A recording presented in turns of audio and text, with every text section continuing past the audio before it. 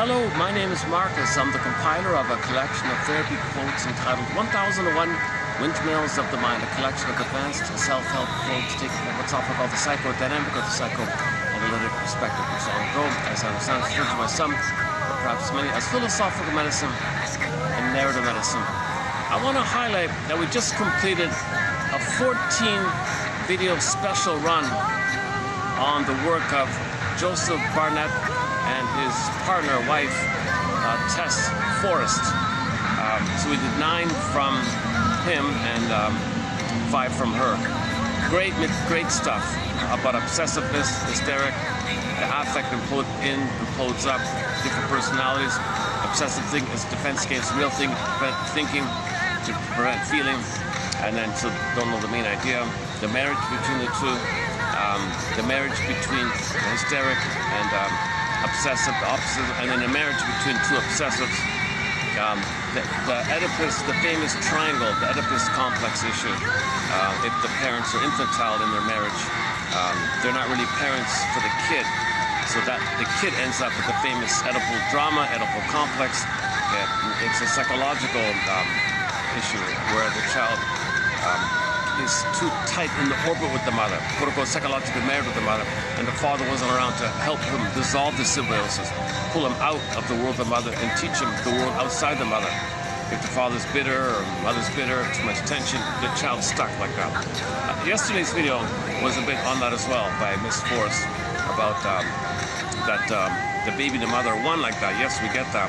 It's got to be safe, symbiotic phase in the beginning. But the father's around and he welcomes this thing. So there's no tension about into the child on either parent. They're both parents. She loves being a mother. He loves the fatherly role to be there. You know, I'm here for you. So when you get out of the egg, psychological egg, I'm here for you. I'm going to teach you stuff. So the father's more like the teacher to teach the kid about the world like that. He's uniquely qualified, right? So in other words, he's not the mother. He's different. He's a man. And he teaches the world about the world outside the mother. That lets the child live in life properly in the world like that. If there's a problem in this kind of triangle, love triangle, the more stress there is, and the more problems and complications. For example, with Laius and Oedipus, they had a collusion of an infantile parentification on each other, and they couldn't be a parent to the kid. So too much tension. So Oedipus means inside a person, the soul is exiled, went to the mountains. Okay? And the person in that situation has a split and make a fantasy, romance fantasy with parents. So set up, so you got Laius and Jocasta, but that child, the story means you imagine good parents. Polybus and Minrope, is that how you pronounce it? Minrope or something like that. So myths are not actual physical stories on the outside. They're code for inside. They're true on the inside, not on the outside. They're like Picasso stories. They represent the dream world, what's going on the inside. Mr. Paris. So we talked about that this one like that. Miss Forrest has a key construct about primary dependency, like the earliest dependency issue, and then you graduate into secondary dependency called mutuality, or a healthy interdependency, healthy intimacy, and all the capacities of companion love like that. And the child needs the parents to be in companionate love mode, secondary interdependency mode, and that's where the mother, where he gets his needs met for the tenderness and sweetness and softness of the mother, and the father's a little more active to teach the child the ropes about the world kind of thing. And that's like a healthy developmental process, because you don't want the child in his memory being fused to the mother, afraid of the world, afraid of being himself. He's got to please his mother and play a role for the mother. Mother scapegoating the kid, maybe the mother wants the kid to take care of her. Old cunning tale of whatever stressed version there is. The more stressed out the baby is, the more he's tied to her. Kind of like the Stockholm, like a little bit like that. Okay, now you'll see me a little distracted. I'm in a public venue here. I'm sort of in the balcony, smokers section balcony for the mall here. So I got a few people sitting to my side here. It's Saturday, so I kind of expected it, but I thought, well, I want to keep going here with the quotes. So I got a lot of great quotes here. So we just finished those 14 quotes, 9 by Barnett. About so affect means your emotions signal whether your needs are met or unmet. If the baby's needs are met, of course the affect, the emotion, the feeling, okay, the energy is pleasant. If the needs for a secure attachment style is not there, baby will signal stress, shame, fear, okay, all the pain like that. So So does this affect, when the needs are not met, does it implode up? Does it pop up like popcorn, grasshoppering? It leads to hysteric, impulsive, and acting out personality styles. If the mother's too hypocritical, way too double-binding, way too narcissistic or obsessive herself, the child implodes the affect, leading to obsessive personality, okay, paranoid personality, and depressive, those three. So you got 3 popping up, 3 popping down, kind of thing, kind of idea. And the idea of cognition is about the importance that the obsessive, for example, doesn't want to know the sense state of the feeling, the apprehension, or the data within about the affect. It's all repressed. Now, he thinks a lot, but it's obsessive thinking. So things are fragmented, right? Doesn't have a proper feeling, and his thinking is only precise in some minutiae. He takes refuge in minutiae, the trivia, pedantic, minutiae, the OCD about something. He's not properly thinking like that. So thinking is whacked. He's not feeling. So that, and with the hysteric, you got this crude kind of popping up of the affect, and the thinking can't understand it. So it's also whacked. So the cognition, a healthy cognition, is the experiential knowing that comes about when the feeling can link the impression, the data within, the sensate can link with the syntax, the comprehension, the expression above. So you feel and you think, body, mind, so inside, and you can express something you know within, and you're aware of it, and you can express and talk about a syntax like language, and you feel with the language, and there's a link like that. You want this harmonious interplay, yin and yang, okay, sun and moon, moon and sun, night and day, feminine, masculine, this kind of interplay, body, soul, spirit, body, okay, body, mind. You gotta have this interplay, and this is the true meaning of cognition. You see, of the cognition, and this cognition allows your creative self to take in new experiences, learn more, be more, express more of yourself, be who you're meant to be, and you're growing and you're developing with this experience. If things are fragmented, in trauma, if that's fragmented, like the 2 examples just now, then they're kind of frozen, loyal to some script, waiting for mother to love them in the past. The unconscious has no time, present's still the past. Again, this whole topic about the templates. And Barnett makes a big deal about the importance of high school being a time to give students tools to get out of this curse, jinx. The baby and the mother have a template, blueprint, imprint, existential assumption model. And it's very conditional, very limiting, very restrictive. It kind of fits into the family system where he plays a role, kind of reinforces it. And then there it is in high school like that. High school is a time where he can update things if he has knowledge, tools, experiences. That's what the purpose of high school. High school is failing kids. So most kids just live in a kind of extended adolescence at best, he said. So that's why high school is really important. The brain's a little malleable, they say, so he can learn. He's very impressionable. He's willing to learn. So you got to teach him how to learn and update things, how to know more about himself. So teach him about the world, the plunder system, what happened to the indigenous people. Give him some truth out there, and that'll lead to truth for the personal. Give him true history, outer, it'll get a true inner, true outer. You got to give him some kind of truthful clues here. Not this bombastic, obsessive brainwashing to some negative script. That's part of the fun. That's not even aware of why it's happening. Why is he being exposed to fill in the blank? That doesn't, it's not useful and all that. I'm really distracted. So let me think. Where can I move here? 1 second.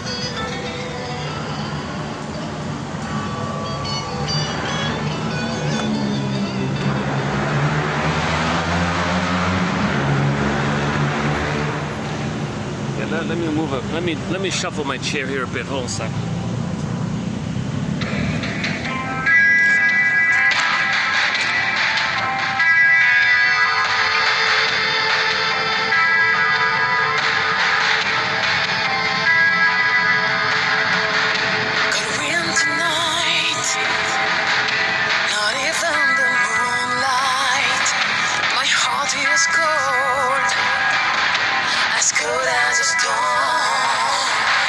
Inside this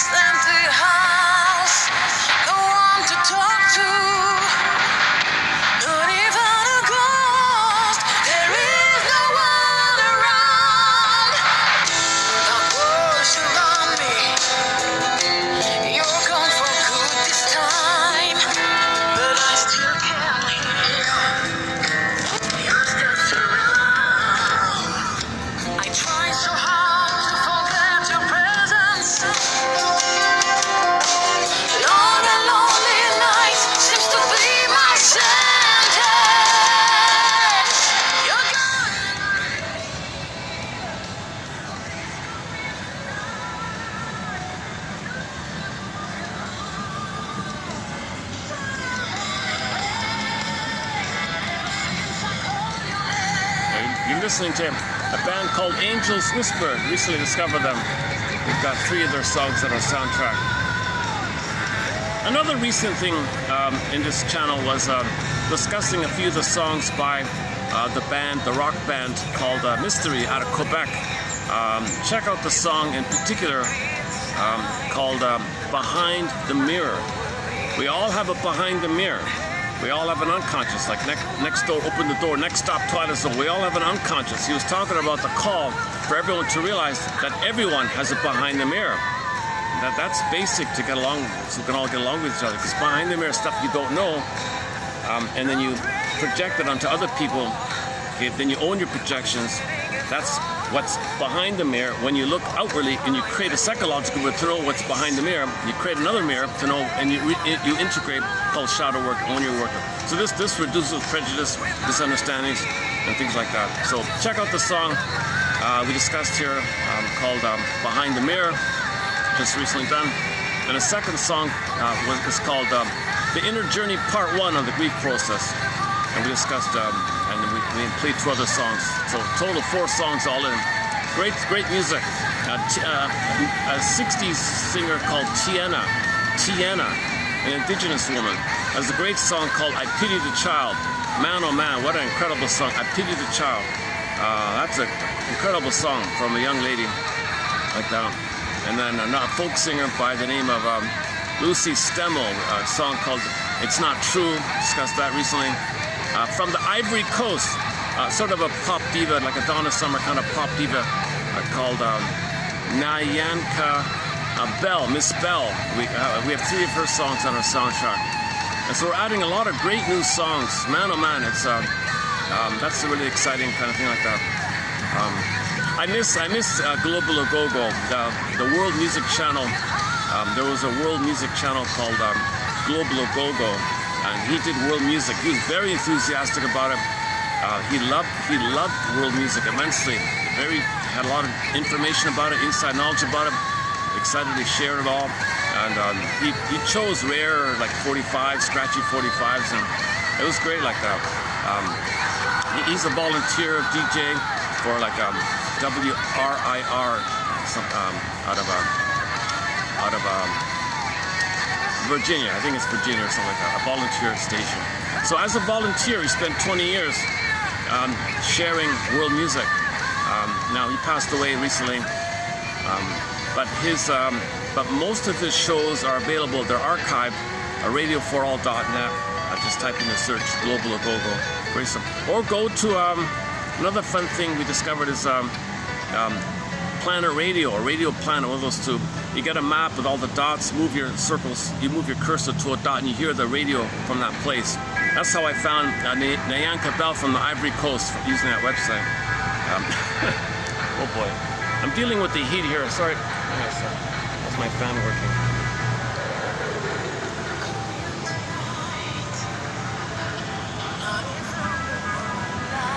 It's 40 something with the heat factor here.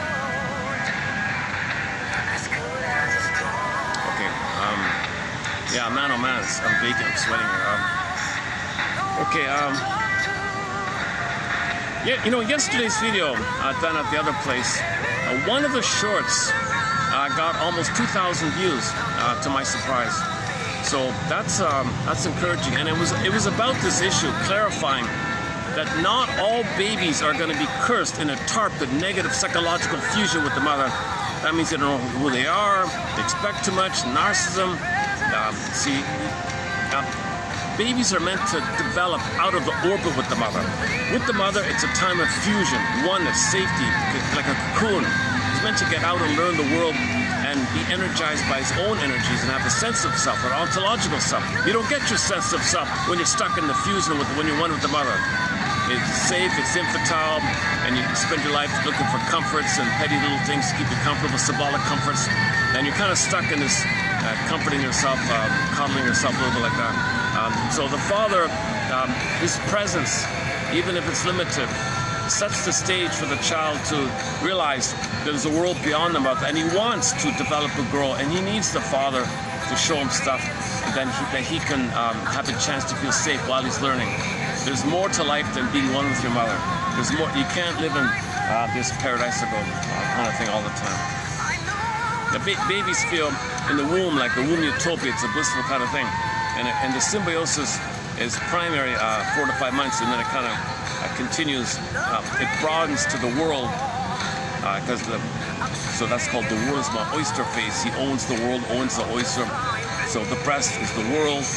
He transfers the breast. But he's got motor skills. He can walk, crawl, run. So he's running around. Now he thinks everything around him is still in a place where it serves him. It's all about him. He's center stage. So at post 18 months, then time has kicked in. The ego has developed. Oh, okay. He's out of the solipsistic dream bubble, and now he's in a reality place of mutuality. Now the famous rapprochement, experimental, seek thou forth and find yourself. Now he's trial and error, he's learning, exploring what he likes, and mother doesn't hurt him for it. That's another key point here, is that when he is exploring what he likes, after he differentiates, after he gets out, after the merging fusion diffuses, and he's kind of beginning to differentiate and starting to know himself, and then starting to individuate post 18 months.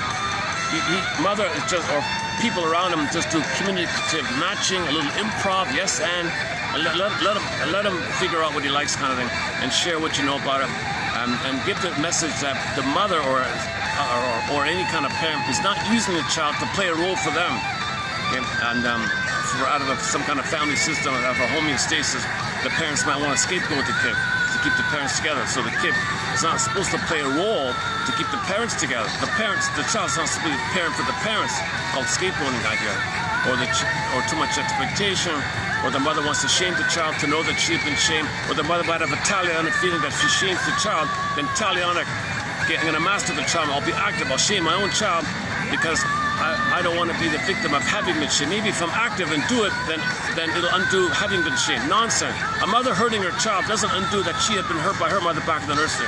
But mothers are confused. They're in a place of timelessness, and there's pain, and you want to get out of it. You want to unravel. You're trying to. That's why you're obsessive thinking and erratic behavior and all these difficult personalities called neurosis. And you're not really coming from your vital self, your true self, like that. Oh man, I'm really baking it today. Let me take another perspiration break here. All set.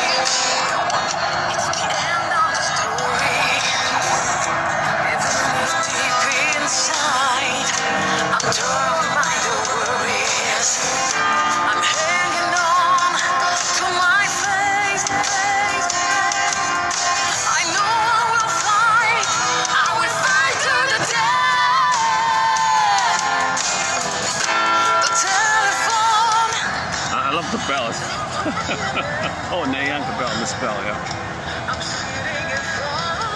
Maybe let me hit the pause button here. Let me hit the pause button on the music here. Yes, I was struggling with the lighting as well, eh? All right. normally, you know, normally I do some kind of overview of some of the core points about repetition compulsion, you know, and Fausti, you know, identification of the aggressor, Ferenczi's, the work of Ferenczi, identification of the aggressor, the work of Edmund Berger, one of our mentors, called psychomasochism, Alban of Paul's theory about ersatz self-objects and addictive trigger mechanisms, rationalization, and the whole ring of moral repetition compulsion, hoping for a better past. The conclusion is, give thee all hope for a better childhood past. We repeat, hope for a better childhood past. We repeat, wanting the oneness, wanting the primary dependency needs met. To go to developmental processes or a budding beauty or the vital self, the core self, the true self can blossom with us and be a part of us. And then you have the gifts of your embodiment, and you have the thou-to-thou capacity. You have a sense of self, and it's the quality of having this sense of self, and related with it, it's the quality of the golden ball feelings. It's the quality of our feelings that determines the quality of our life. The degree to which we have our sense of self is the quality, determines the quality of our lives. This sense of self, ontological self, called embodiment, ensoulment, okay, feminine element, feminine principle. Okay, it's the home within idea. It's a sense of self, and you make sense when you have a sense of self. That's your feminine, and from the feminine, when you do the masculine, okay, that means your doing comes from the feeling, okay, and there's a positive cycling of the feeling, then you do. Okay, like you speak from the feeling kind of, which is, I struggle too. So you want to have this harmony that your doing comes from the feeling. There's a fairy tale, Maiden King, and kind of conveys the king means masculine means doing, maiden means feminine means being. From your being and feeling, your doing comes to being. The written is one word kind of idea. So you want this. So in fairy tales, when there's a marriage, prince and princess marries. That's the metaphor that you have your feelings, you're reunited with yourself, your feelings came back to you, now you can do. In Snow White, that's the kiss moment. The prince, you wake up, and you wake up. That's the virgin birth, okay, psychological birth, rebirth motif when you wake up, because you were asleep and you wake up, kind of, so you're born. You feel like who you're meant to be now. Fine. You had in the beginning, usually a trauma. Okay, the pin goes on the collar, the emotional body goes flat. In ancient times, that was called athemolexia, no feelings for your words. Nowadays, called alexithymia, no words for your feelings. Also known as flat affect, also known as dysfunctional feeling system, okay, and so on. Or the Velveteen Rabbit story. During the week, it's better here. Like Monday to Fridays, it's a little better here. Actually, Friday's busy too. Monday to Thursdays are the best days to come here. Saturday's the hardest day to do a video. Saturdays, wherever I go, Saturdays are the toughest spot. So I'm a little mentally prepared. I'm still struggling with it. Yeah. Maybe. So yeah. In that case, let's focus on the quotes here. You got like teenagers and kids, and you know, people passing by, and workers and staff taking their smoke breaks, and these kind of things. Depending on my mood, I could just, you know, ignore it. Sometimes I get startled.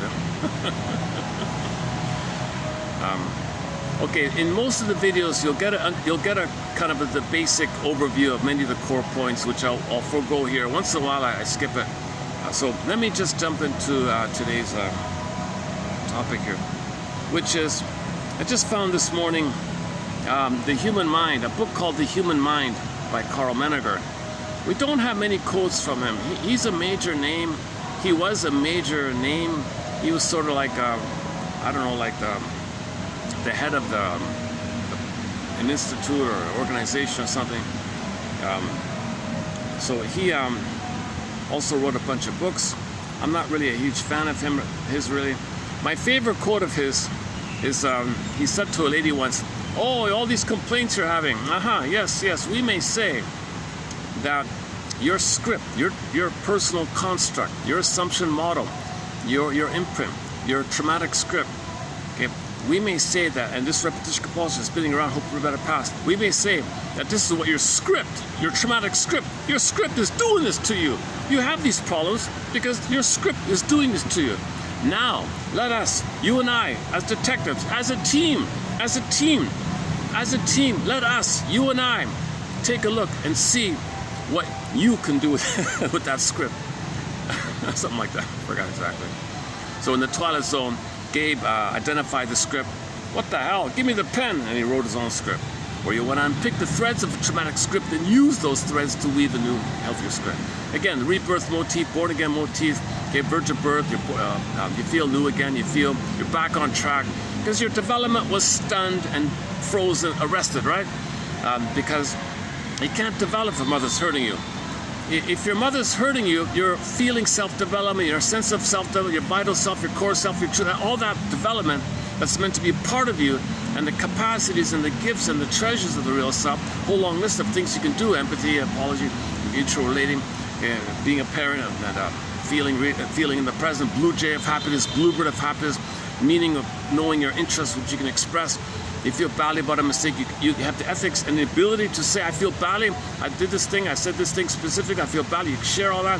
I acknowledge empathy, I acknowledge the effects of that, I feel bad. You can apologize, you can do all sorts of things. You make I statements to your partners, that's sharing and growing, and you get better, all sorts of capacities with the real self, authentic self. That's the live and love kind of place where we're supposed to be. That's all frozen so early on. Meanwhile, we're dealing with the repetition compulsion of what happened with the mother, unfinished business, unresolved trauma, unprocessed trauma, mother failed. We're spinning around with the circuit, neural circuits. Okay, it's in the survival brain. The survival brain does not know time. Key point here. There's no time in that brain. There's no time in that part of the brain. The amygdala doesn't know time. Okay, just like chameleons and iguanas and monitor lizards and frogs and all that, they don't know time. Okay, that part of the brain just has that survival kind of fight or flight response. Doesn't know time, amygdala idea. And you're dealing in the memory, you're hyper-vigilant, hyper-alert, sympathetic, parasympathetic, or dissociated, whatever. You're dealing with some kind of pain, and pain makes you reach for mother. But you're a fugitive from the love that you seek, because she hurt you, and you're reaching for the one who hurt you, but you don't remember she hurt you, but you're reaching for the one who hurt you. Now, out of the circuit time, that gets transferred throughout life. As it's transferred throughout life, how do you search for mother when you're out of the nursery? Well, you've got to search. The mandate is to repeat. The mandate is to get mother's love in the past. The mandate is to get the safety and to go through development, because you're in pain. You don't want to be in pain. Reach your mother. Mother, I'm in pain here. You heard me. I'm in pain. Can you please do it right this time? Why do you search for mother? You enter association, oral fixation, smoking, drinking, gambling, promiscuity, material, money, greed, okay, entitlement, and all that. You're all or nothing thinking, and you're demanding, and you feel roles of me living, and so you're looking for symbolic mother. Whole topic, open a door called oral fixation. Major topic, Shakira's album, Kim Mitchell's album. Shakira, the pop diva Shakira has a music album called Oral Fixation Volume Number 2, which causes the oral fixations. Her image is weaning trauma. Okay, so the apple's the nipple, she pulls away the nipple, the apple. Okay, mythology, nipple, usually the apple, she pulls away, baby's reaching. They put the baby on the tree, and baby's reaching. So two ways to think about it. If a fruit is plucked prematurely, it'll be bitter. That's what we see. Okay. So the baby is removed from the breastfeeding the mother too early. He'll be bitter. He'll be sarcastic. He'll be bitter. He'll be nasty, and all that stuff, right? The second verse, sometimes the tree is a metaphor for the mother. They just they superimpose, okay, condensation, dreams. You can condense things, put the baby on the tree. You can do it that way. And the mother pulled away the apple, the nipple, same thing. And the mother had a talionic, hell yeah, that's what happened to me. I'm going to master the trauma of experiencing weaning trauma with my mother. I'm going to give my child weaning trauma, hell yeah. I won this time. So she thinks that hurting her child, feeling some kind of victory, that she's going to actively hurt her baby. She thinks magically she's going to undo having been hurt, because she's identified with the aggressor. She won't be the passive victim, she'll be the aggressor. She thinks by being the aggressor in the Faustian deal, the Faustian bargain. So when you see that lady, I don't know, is it Shakira? I don't know. When you see that lady on the front cover with that hell yeah look, I traumatized my baby, hell yeah look, right? When you see that image, that's the Faustian deal. She's got the power, the victory. But look at the cost. She sells her own soul. She's not healed. She sells out the soul of her own baby. The baby's going to be traumatized. And there's no victory here. She's just got this, she's doing a dispersal of tension. She disperses the tension of shaming herself by shaming the baby. There's a little release of the tension. She feels a relief. What a relief, hell yeah. Oh good, she gets a relief. So she's oblivious and doesn't have empathy for what's happened to the baby. She doesn't have feeling to what happened to her. Okay, then you go to Kim Mitchell and you see examples of oral fixations, symbolic mother. If you don't get mother, you look for symbols. So the core symbol was the mammaries, the bountiful teats, the hanging, long, milky mammaries were the center stage. Okay, you got all these characters under it, like the baby's under the breast, they got these characters under it to show you that they were not nursed or mothered. So they were looking for symbols of the mammaries. Okay, one guy was eating the junk burgers. One lady was the boozer. One lady was manically smoking, biting the nails, and one guy was looking at the magazine, the promiscuity and all that. So you got, and they showed you that they all had the shakes. They were pale and shaking. They drew it like the artist made it like they were shaking. So that means they were addicted. They needed symbols of mother, and they're dependent on it because the symbol is the hope to get mother. And for a minute, you feel better when you get the item, but it's just a momentary. You got to do it again. You got to do it again. You're dependent. ATM trigger mechanism, and all those things are symbolic mother, and you become addictive. Like they say, addictive trigger mechanism. It's an addictive thing. So when you don't get it, you're going to be shaking. They showed you the shaking. They had the shakes like that. So this is the curse. This is the curse. If mothers feel, I don't want to nurse. What the hell? I was a nurse. Hell. Why should I give to the baby? I wasn't received to. I resent this. I wasn't given to. I got to give. I never received. I resent this. I'm not going to do it. No, protest. Mother's a rebel. She's rebelling against her mother, the world. Sometimes mother wants to show the world. The mother wants to expose to the world, show up, expose, embarrass the mother. Some mothers want to embarrass their mother. Look, world, look at what my mother did to me. See how badly I treat my baby? That's what my mother did to me. Who taught me this? Who did this to me? Someone taught me. I'm going to show it to you. I'm communicating to you.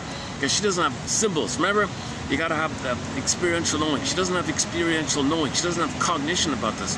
This is pre-verbal memory, body memories, implicit memory, procedural memory. She acts it out in action language, and the cure is to put words to it. So she's meant to like take a step back and say, oh my, and pause. Wait a minute, hold the phone here. Am I about to do what I think I'm about to do? That's familiar, that's happened to me, and think and put words to it, and then she can stop. Once she gets a feeling of linking sensate to syntax, apprehension to comprehension, okay? Impression to expression. You link the two, the affect and the awareness, what you feel and what you can be aware of content. You link the two, okay? Then she won't do it. So that's the cure. That's the kind of the way out of it. Self-awareness, self-observation, self-reflection. Man in the mirror. Okay, Michael Jackson. You want to heal intergenerational trauma? We'll start with the woman in the mirror, and then that kind of. I'm in a bit of a rant mode here. I'm a bit anxious today. Yeah, I'm feeling the combination of. No, I'm not gonna list my things here. It's tempting, right? There's one of the doves. Can you see the dove? He's on the rail there in the middle of the fence there. Just between the trees. Oh, probably can't see it. Oh, I still got to find out what it is. If the dove has a blue beak and blue feet, it's called the Javanese dove from Java, Indonesia, the Indonesian dove. So the Indonesian dove or the Japanese dove flies around here. This is a different one. I don't know the name of this one. Something spotted dove or something. I forgot. I'll look it up later.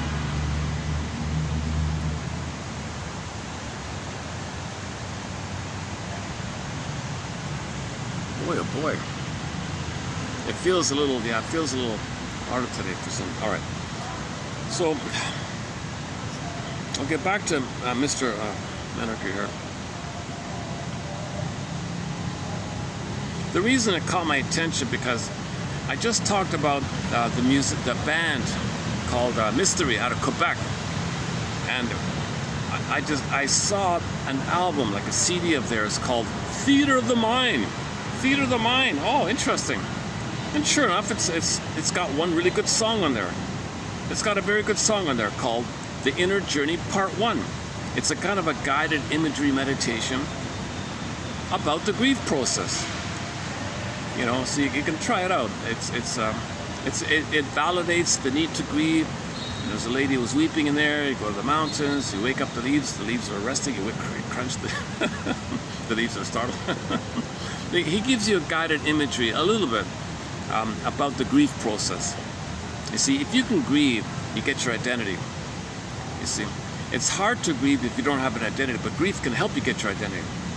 And see, that's another problem with this Oedipus issue and the primary needs. You can't grieve because you have no identity. You need the identity. One of the gifts of the identity is I felt the loss. There's got to be an I there, like a vital I, a core I, the real I.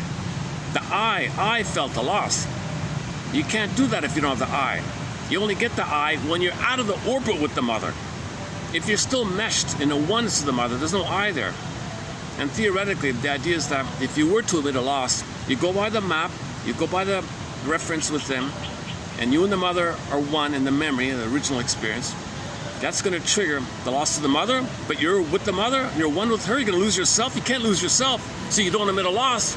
You don't admit a present loss, because that triggers that you would lose a mother, and you'd have no you if you had no mother. Baby would perish, no mother. You can't call complicated grief, the derailment of the grief process, aggravated grief, okay, prolonged grief, inability to grieve, inability to mourn, okay, complex bereavement disorder, ambivalent loss, persistent loss. You're just stuck there with melancholia, okay, melancholia, pathological mourning, and this kind of that has a painful snowballing effect. You're not living. You can't like move on, like you're stuck like that. So the only way out of this thing is to feel safe with somebody. Tell your story, like Miss Anna O said. Just tell your story. It freely comes up, and you might grieve, and you get your identity. Robert Bly's main message is that the grief is the doorway to it. Feelings, and then your identity, feelings. I feel they're friend. They're linked like that. But you need the caring witness. The caring witness creates a level of safety, and you have a positive trance with the person, and you need those kind of factors like that. Oh boy, oh boy. Oh, somebody's just right behind me there. Oh, jeez. Okay, let's speed things up. I'm gonna make this a shorter video. At the rate I'm going here, I'm gonna be. Hey, am I right in the sun here? Let me do another shade management. Let me take another. Are they still there? I might do another shift here. Hang on a second. Yeah, okay. Let me move. Let me do a shade management. Let me take a shade management moment here. One second.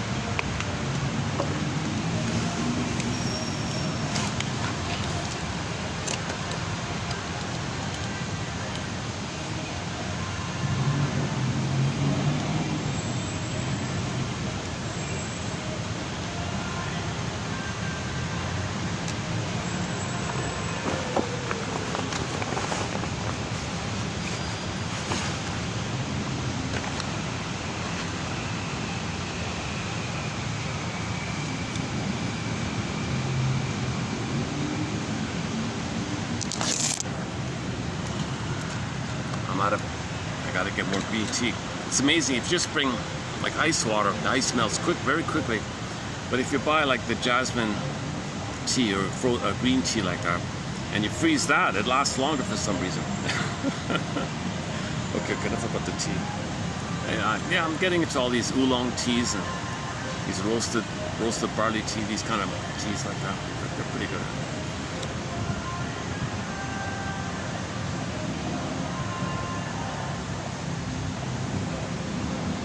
Oh, yeah, let me mention the latest companion beverage to 1001 Windmills of the Mind. We've got a whole bunch of companion snacks and beverages. The latest is, if you can find it, I admit it's hard to find.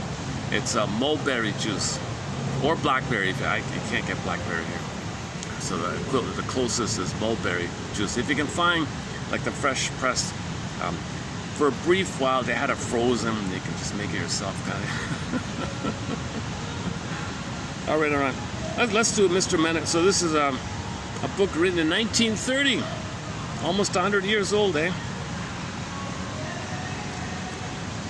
So this quote is almost 100 years old, eh? And still not too bad, right? Think of the mind as a theater, he says. By the way, before I forget, Menninger, the TV show, the popular 50s or 60s, I forgot, classic TV show, The Many Loves of Dobie Gillis. Okay, that character, the main character, Dobie Gillis, you know, he had an immense need for primary oneness. He was obsessively looking for a girl who was creamy and soft. He always wanted these maternal soft kind of thing. He wasn't in the man mode, right? He was still looking for the oneness of the breast kind of thing. He would always describe women as creamy and soft and warm and like a pillow. Like he always described women like a breast or something. Okay, let's never mind about that. But one of the girls he was obsessed about, he's not a playboy, he's not a wolf. He's just desperate to find one girl to be one with, that's all. He's not eagerly looking to dump women because he was dumb. He's just really just trying to get the oneness of the girl. So one day, one of the girls he was obsessed with was early in the season 1 was Thalia Menninger. Her name was Menninger. So they named one of the characters, this pretty fun, spunky little girl, really a very comedic character.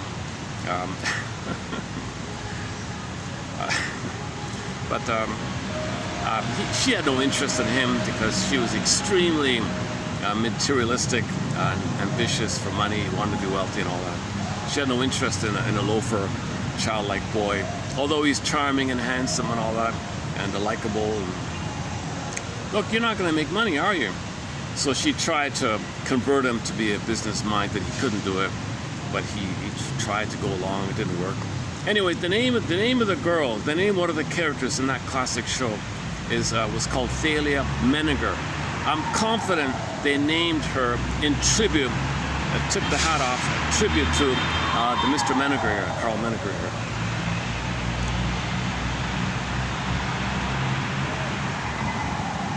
Yeah, come to think of it, next to Edmund Berger is like a star. Edmund Berger was sort of the star shrink back in the 50s and all that. I guess number 2 in that time. Karen Horney was in the 60s later on, right? But in the 50s, it might have been this Menninger guy, I don't know.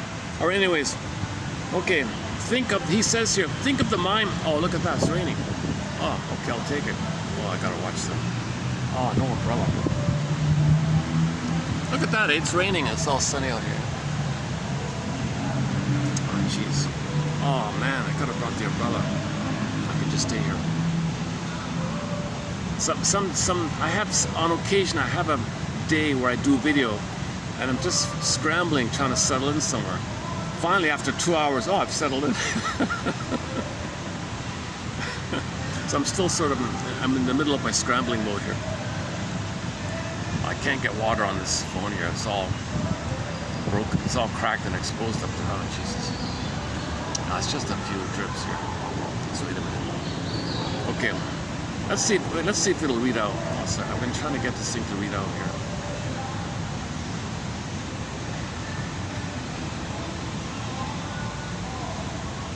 No, it's not working. It used to work. I used to be able to just let the phone read out.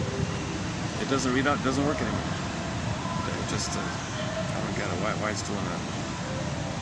Sometimes when you change the voice pack or reset it and restart it, sometimes it works like that. Let's try one more time.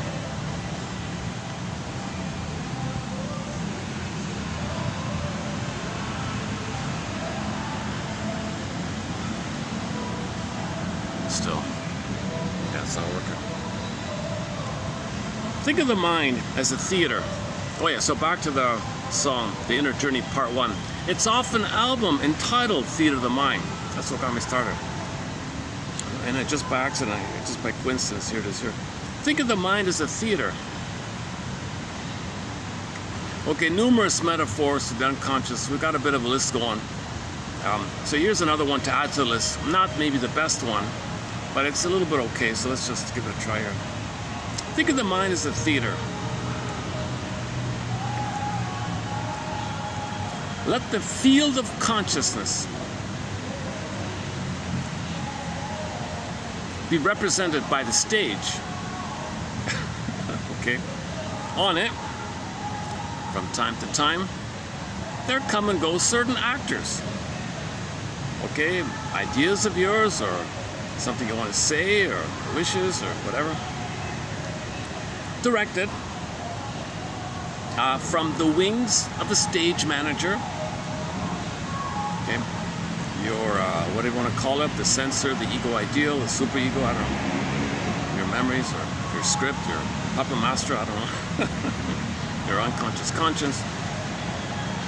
Who has derived his standards and experiences from training and example and precept and pictured ideal, from the lives and mouths of parents, teachers, early friends, and other early influences, all of the actors. And we may infer that there are many of them want to act. They will get onto the stage if possible. The stage manager holds some of them off stage merely until the proper time for their appearance. They are suppressed or they appear as called, depending on the director. Other actors in the behind never get on the stage. Maybe they're too motley, unclothed, or they can't express themselves. Poor actors. Or they belong in another show. Shouldn't be. And so have no business clamoring to be here. How'd you get back there? We didn't invite you. Most of them are not even in the wings, the foreconscious, but are outside of the theater, thrown out perhaps in the course of previous rehearsals and performances. They noisily demand to be let in, hoping to get on the stage. But the confusion they create is not heard on the stage or in the audience. These actors, locked outside, are repressed ideas and desires. Okay, let's just pause here for a second. So, I just found it this morning. I never heard it before. So imagine like a theater stage. So you're in the audience, right? You bought your ticket. You're sitting there, and you see the stage, the curtain stage, right? And you don't hear what's behind the curtain in the dressing room. You don't hear any of that stuff, right?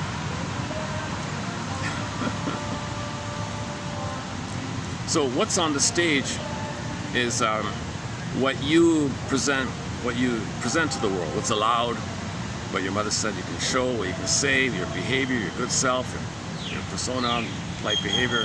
So what's allowed, condition. Well, if I behave in a good boy, I'll get approval. So that's on stage. If I whatever's acceptable or whatever you're allowed to know,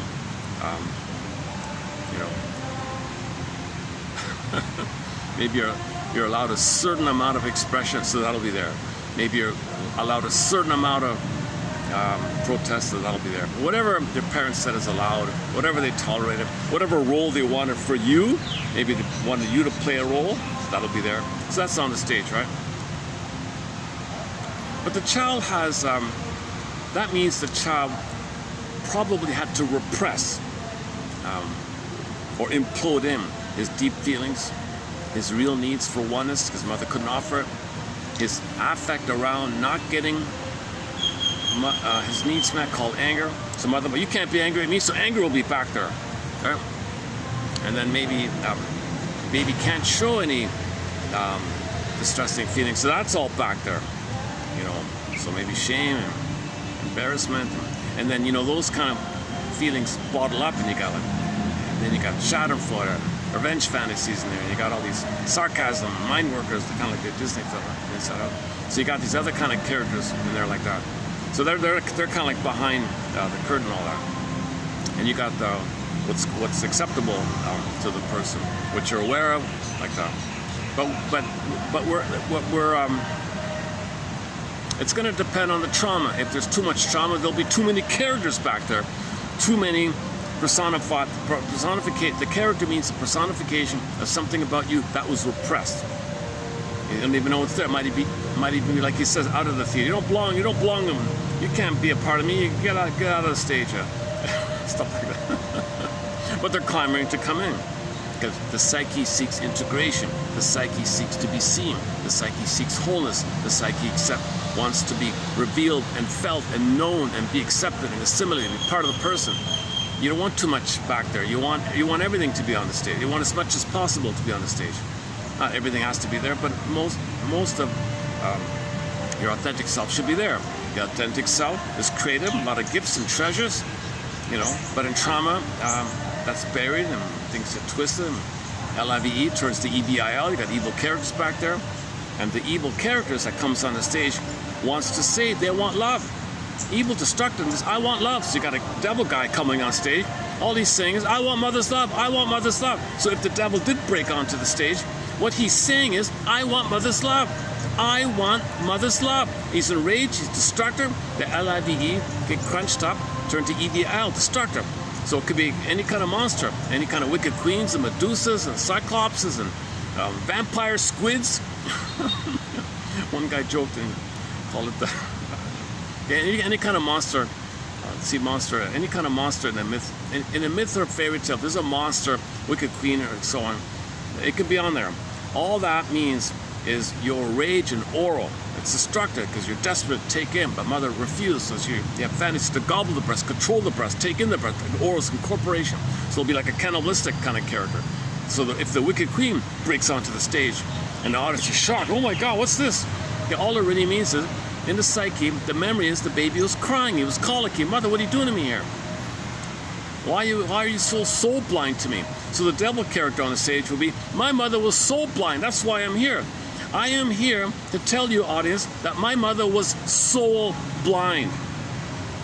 And she was so soul blind, I had to become this destructive thing here to get mother's attention. And it's like this kind of idea. So he's criminalic in a desperation to get mother's attention.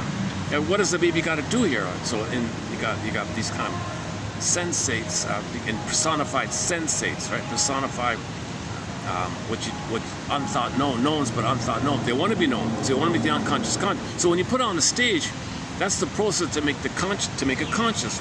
You want to make the unconscious conscious. Behind the stage is unconscious. Behind the curtain, behind the mirror, behind the door, it's all unconscious, right? Those are the characters, and the director, yeah, that's you. You want to be able to, all right, you come on stage, okay. Can the person integrate? Can we see it? Can you, as you're your own audience, right? It's all in your mind, right? Theater of the mind. So can you accept something about you that you don't want to know? Can you face something about you that you don't want to know? I don't want to face that. Push him back there. Don't put him on stage. What? I was hurt? No, put him back there. My inner child's in pain. No, put him. I don't want to see that. I don't want to know this. You put him back. So you're the stage director yourself, and you're pushing back your own soul. I don't want to see my soul. That's too painful. No, put it back in there. So you're everything. You're the audience. You're the stage manager. All those characters are parts of you. Theater of the mind. Theater of the mind. Think of the mind as a theater. Okay, it goes on like that. All right. Now, as what's going on during this whole meshy thing is called defense mechanisms, whereby sometimes these characters in the behind may appear in disguised form, like masks, like a costume thing. So they don't show directly because you can't handle it. So it'll come out in some kind of masked way, in some kind of veiled, masky way, and you don't really recognize it, right? So that's called defense mechanism. So if something behind the curtain comes on stage, maybe it slipped through you, and you're not aware of it, and it got through, called defense mechanism. So he lists the common ones here. So number one,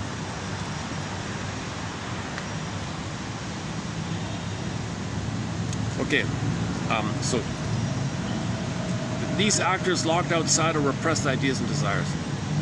They noisily demand to be let in, hoping to get on stage, but the confusion they create is not heard on stage or in the audience. Correspondingly, suppression. Number one, suppression. What does that mean? Well, suppression is used technically to describe the conscious and deliberate pushing back of one part of you or desire in deference to another. It is in effect equivalent to inhibition and self-control. So you're aware of it, but you don't want others to see it, hide it. So suppression is you're aware of something and you hide it so others don't see it. Right? Repression is you hide it from yourself. Suppression means you know it's there, but you hide it for others so others don't see it. Repression is deeper, where you hide it from yourself. You're hiding it from yourself, whereas suppression, you're just hiding it from others. So that's one minor jargon idea here. Repression is the holding back of ideas and wishes from consciousness. That is, not holding back something from someone else, but from yourself, from oneself. All right, now to revert to the metaphor. The repressed and even the suppressed actors may trick the stage manager. Okay? So something in you is tricking yourself by disguising themselves in various costumes and masquerading as proper actors on the show. They gotta be seen somehow, right? It's like symbolic, it's coded, it's veiled. Shall I compare these to an onion? They're gonna hide, they gotta be recognized. That's the whole idea of dreams. You wake up and you remember something, it got to you, but it's disguised. That's the so-called latent manifest latent. Similar idea. They are never, so these characters that come on stage, okay, it's you as the audience. What's going on here? Who's that? So these characters that sneak on stage, they're not wholly proper, and the keen eye may detect their true identity and trace their origin. So you may recognize your Freudian slip. Oh, I was really angry. I was really angry. Like I said that rude thing to somebody, just blurted out. Whoa. Okay. Yeah. I guess I was feeling a lot of repressed anger, and I just jumped out like that, like a frog jumping out. Well, so a keen eye can recognize that the thing you said, it got out, and the rude thing you said, it got on stage. The rude thing you said got on stage, and you as the audience can say, "Oh, I recognize it." Now, maybe you don't recognize it. Maybe you do, maybe you don't. But it's trying to come up, get your attention. That's the idea of something repressed, wanting to be acknowledged. So you're meant to know that you're angry and unknowingly. And that rude thing you said just blurped out by accident. Whoa, where'd that come from? I didn't mean to say that. Holy, you know what? So you got to catch that. That's being the keen eye here. They are never wholly proper, and the keen eye may detect their true identity and trace their origin. But the average playgoer or the ordinary person will think, again, the audience member, right? Audience. So some people in the audience might see us, okay, that's all you, right? Will think only that the play is here and there a bit shabby or clumsy or strange. So if you have a dysfunctional personality, you can either have the audience of an average audience saying, that's a little awkward, oh, interesting, I don't get it, but okay, whatever. You shrug it off. Or you can say, hey, wait a minute, something's going on here. Okay, so just like in a real theater, some people try to really try to understand the story here, what's really going on here. And they look with a keen eye here. What's the message here? What's the spirit here? What's the spirit of the story here? What's the playwright trying to say here? He's trying to tell us something here. There's a therapeutic delivery here. Any keen eye. The average person goes, yeah, oh, I didn't get it, but yeah, a little interesting. I like the special effects. That was cool how he flew on the rope, like, and came across the stage. He'll focus on minutiae like that. Essentially, psychoanalysis is concerned with the study of the distribution of a person's energy and the various modifications, disguises, which cloak the original intentions. Cloaking them from the person himself, even more successfully as a rule than from the outside world. Yeah, okay, so that's your blind spot. So other people might see how you lie to yourself, but you don't know how you're lying to yourself. Play the song Lying to Myself by the singer David Cassidy. Hence, a study. So let's study some of these disguises. Let's study some of these masks called defense mechanisms. Hence, a study of these disguises is highly essential to the understanding of the dynamics of the mind. If they serve some external Oh, if they serve some external unity. Okay, if your mask on stage makes you a lot of money, that's called sublimation. If not, okay, it's a symptom. If it's just on occasion. If it's a constant thing, oh, that's a personality trait or personality disorder or character disorder or disorder of the self. Okay, so if you can channel something that's unacceptable to you into something that's socially acceptable, where it gives you fame or money, then that's called sublimation, and you're comfortable in this scenario. If not, you recognize it's a symptom, because there's no benefits, it's just pain, right? There's no benefits to it. If it's really disturbing all the time, then it's a personality disorder or character disorder, disorder of the self. If it's an occasional thing, you might call it a character trait, personality trait. All right, things like dreams and purposeful accidents constitute a fourth class of incidental disguises. So dreams are disguises. Oh, these accidents. Some of these accidents, he says, are your unconscious. Like if the person's too manic and he fell down, was it really truly a pure accident? Maybe your unconscious said, calm down. Stuff like that. All right. A few different ways in which the original. So here are a few common ways that we know about. Okay, number one, projection.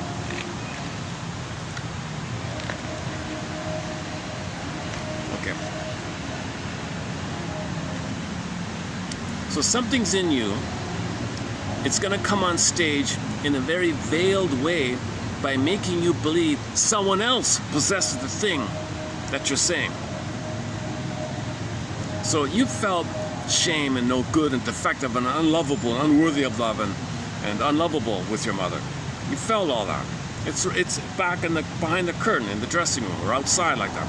It manages to get on stage in a very veiled way where on stage this character is saying, hey audience, somebody over there outside the theater is unlovable and defective.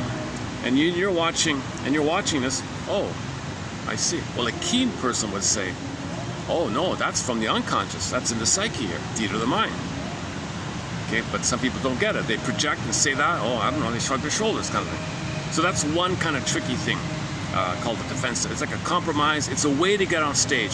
Defense mechanisms, to use his metaphor, are ways the actors want to be on stage. Just like in regular real life, the actors want a chance to be on stage. Okay, these parts of you, they want to be seen and known. If it's too refused, it gets out in this kind of sneaky way, right? So one sneaky way is called projection. Something comes on stage and it tells the audience, it tells you something about you belongs to someone else. Like in reaction, for example, reaction formation, maybe you, maybe the person really likes somebody, but it's forbidden to like them. The family said, no, you can't like that person. Comes on stage and says, hey, that person's amazing over there.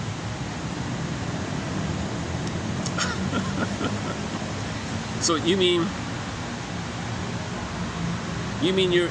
the person likes that person but is afraid to admit it? Why don't you just admit it? Well, it's forbidden.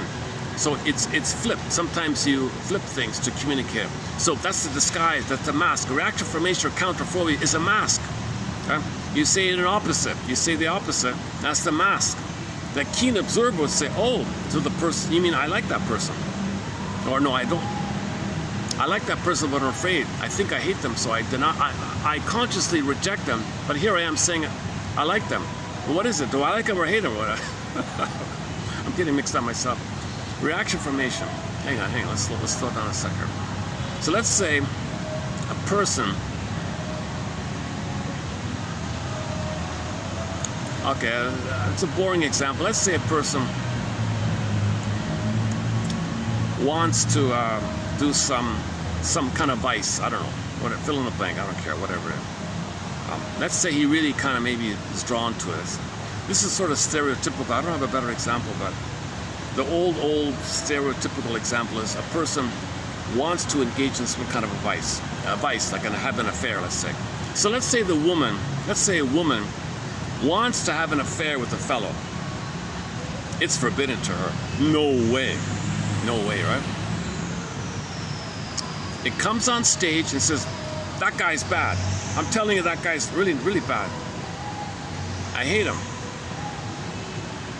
Okay. You hate the idea that you would have an affair with that person. It's all repressed, all buried, all actors behind in the dressing room, all way back there.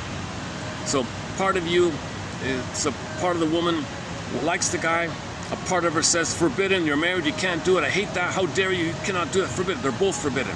Acknowledging and the hating, they're both acknowledged. They sneak up, something sneaks up on stage, and a character on stage says that person is terrible. So what the hell? It's masked. So the keen observer said, oh, she likes that person. So that's called reaction. Another kind of mask. Okay, so we got projection, we got reaction formation. Hang on a sec.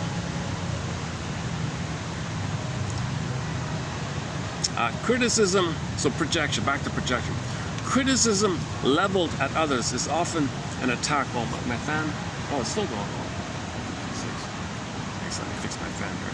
Jesus. Oh, look at that, I'm going to okay, let me take another perspiration moment here. All set. Let's play one of the songs here. Oh, hang on. Let me avoid these copyrighted songs. Let me just stick to songs that I can play here. In a sec here.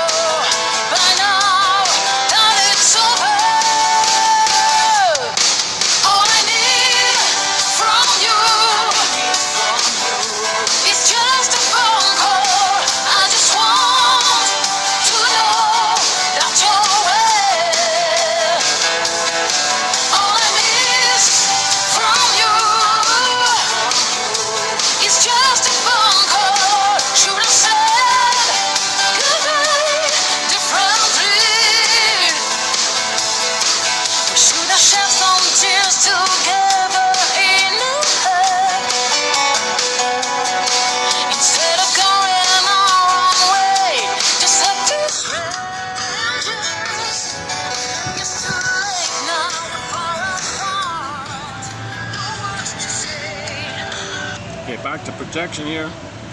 Projection, by the way, is the means of bringing repressed material to consciousness on stage, which you can see as the audience member. You want to say, oh, I see it. So you're in the audience seeing stuff, that's you seeing yourself. Actually, come to think of it, this is a good metaphor, yeah. I wasn't sure when I first saw it. I thought, just discuss it and then you'll learn as you talk on it.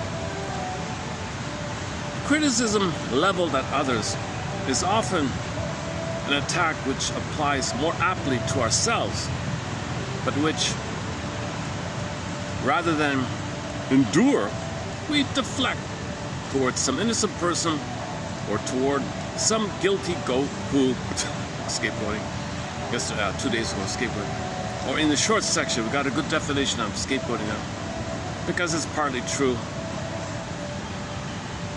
We'll suppose that it had no other motive. Okay, this is mope beam projection. You find a crumb of truth in somebody and you hang your coat on them. No, it's all there is. projection.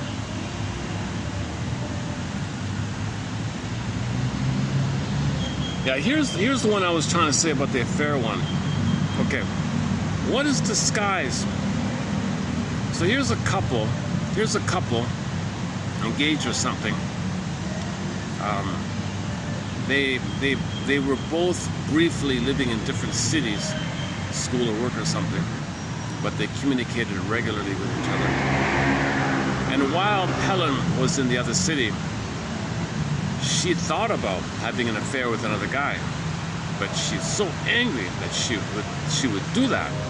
She's so angry at herself that she would think that she would have an affair with the guy that she away from the guy she's supposed to marry, right? So then when they were reunited, she projected herself onto him. Hey, you, boyfriend, you were gonna have an affair. That's her. And she's angry at herself, but she's him. She got angry at him. I'm angry at you. I'm so angry at you. I'm so angry at you.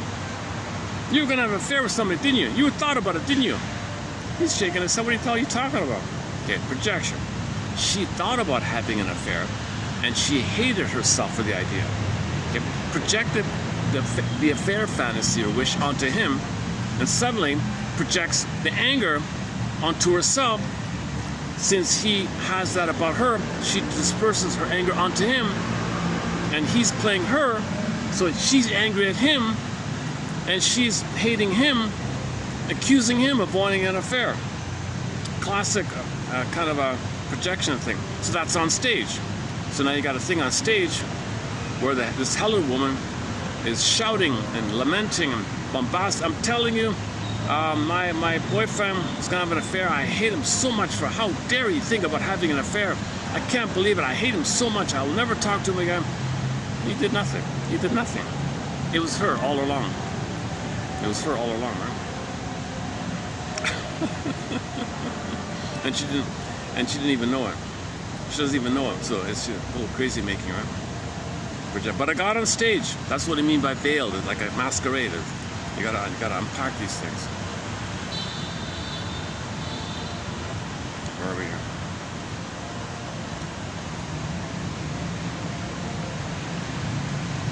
Actually, it was she who had been flirting with the guy. Not too much, but enough to hurt her conscience, and hurt it so deeply as to provoke a defensive reaction on him. So he got defensive and all that. Okay, that's projection. Okay, let me pause here for a second. I'm quoting from the original first edition.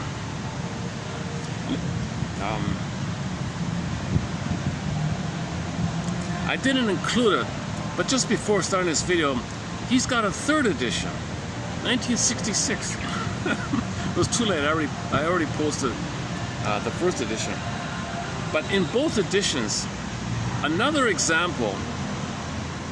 Okay, I don't know if it's worth mentioning. It's something that belongs in a film. Hang on a second.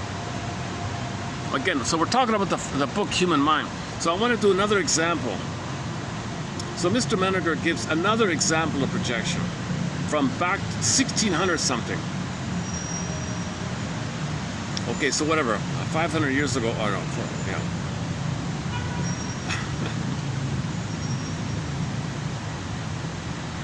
450, yeah, almost, yeah, about 500 years ago. So I don't know if this is a legend or made up or exaggerated, or you know how things change, pass over time. Could be all fabrication, could be a crumb of truth to it. Maybe it's a sensational thing to sell newspapers. I don't know what it's real or not. But Menninger quotes another person who heard it through the grapevine. So through the grapevine, here I am here through the grapevine. Okay, we have one song by Marvin Gaye. Called Ain't That Peculiar? Ain't That Peculiar? Marvin Gaye does an excellent cover of that song, Ain't That Peculiar. He's famous for it. Heard it through the grapevine and other ones. So I heard it through the grapevine from this 30s book. He posted this originally in 1930, and in his revised one, he kept it in. So he didn't. So 33 years after, he still kept it in. So he's still satisfied with this example. It's sort of a sensational. It's a horror film plot. I wasn't going to mention it, but it's about a bunch of nuns. The head nun, Madame S or S or something. So you know what's going on with them, right? They give up men, and they're afraid of men, or give up men, they hate men, I don't know, whatever. So they're nuns, right? Turns out there is one guy in the nunnery thing, the head priest or whatever. So there's one priest and a bunch of nuns. Now this priest guy turns out to be a good-looking guy or something, or a better than average-looking guy or something.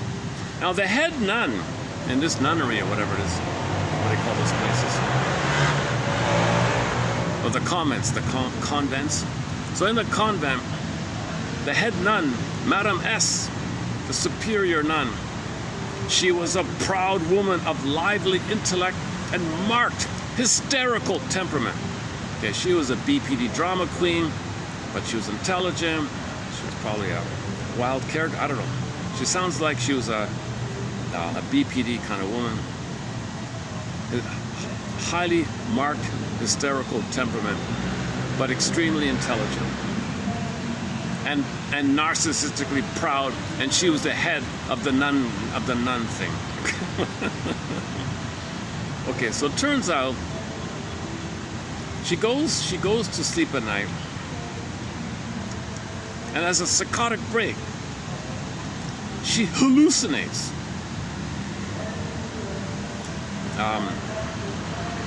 This guy, this priest, she actually hallucinates this guy here.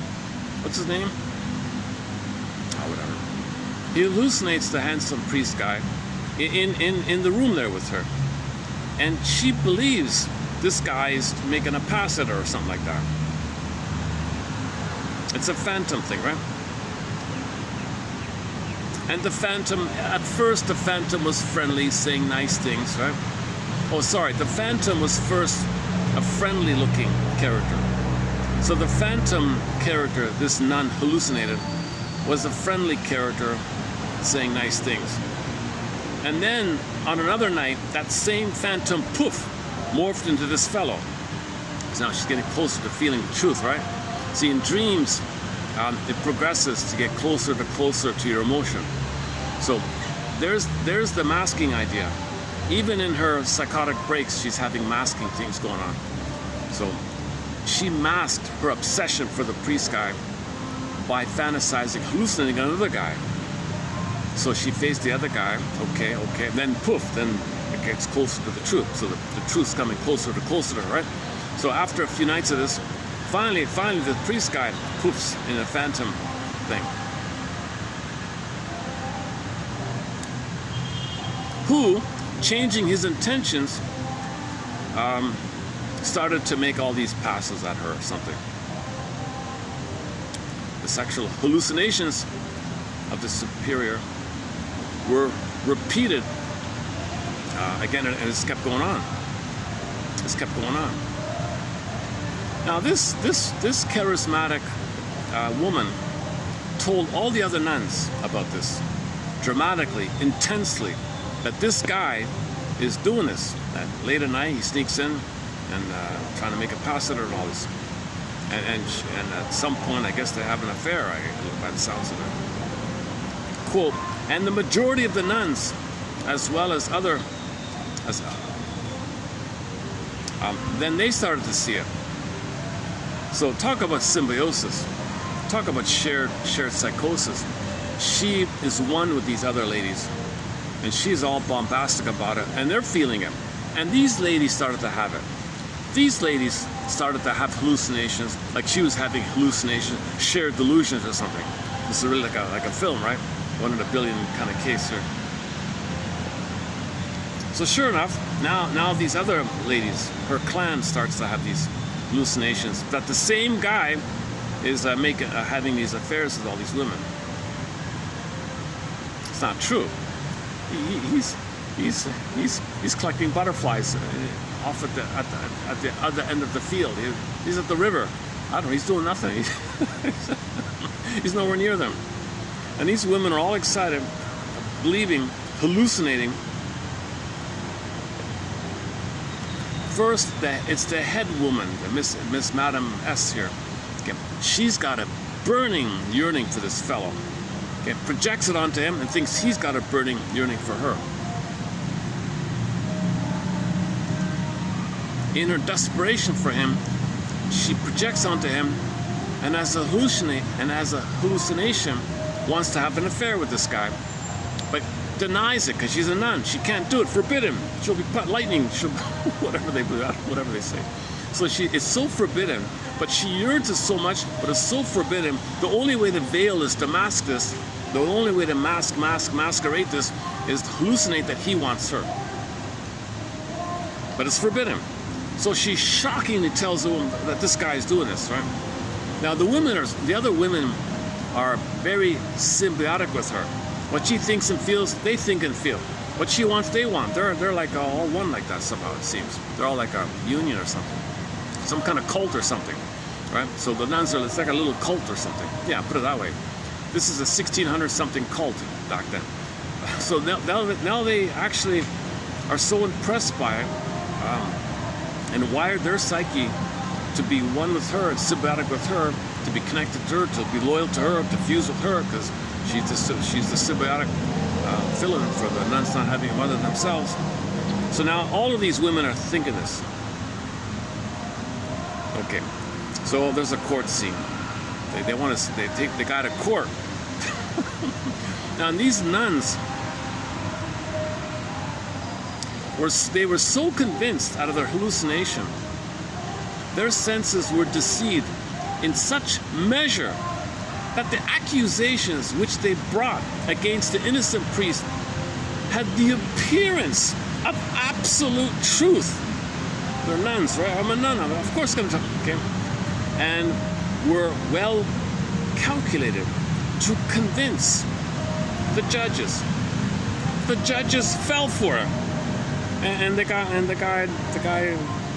they burned, whatever, they sentenced him. They sentenced the judge to the. So they actually murdered this innocent priest because the head nun was obsessed with him. This is it's in there. It's in the book. The story's in there. He quotes the source. He says he got it from a book that was written in 1921, a book called Morbid Fears and Compulsions. And all the details are there. So that's an extreme example of the masquerade, right? On stage. See, in the woman's mind, in the nun, Madame S's mind, whoa, nothing's on stage, right? Her nuns are on stage. She's a good girl on stage, or a little emotional maybe. She's like a fire and brimstone kind of woman or something, I guess. I don't know. So that's on stage. But behind the stage, her desire to have a boyfriend, that's denied.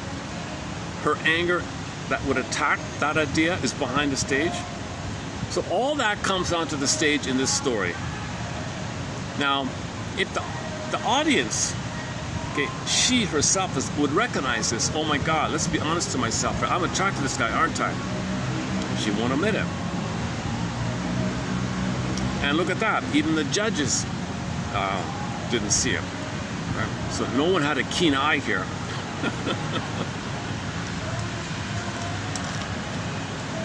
Okay, let's leave it there. Let's leave it there for projection. I'm being a little kind of laid back here today. I'm not in teacher mode or professional mode. I'm kind of silly. I'm not a professional speaker. I'm not a counselor. I'm not a doctor. I'm not a.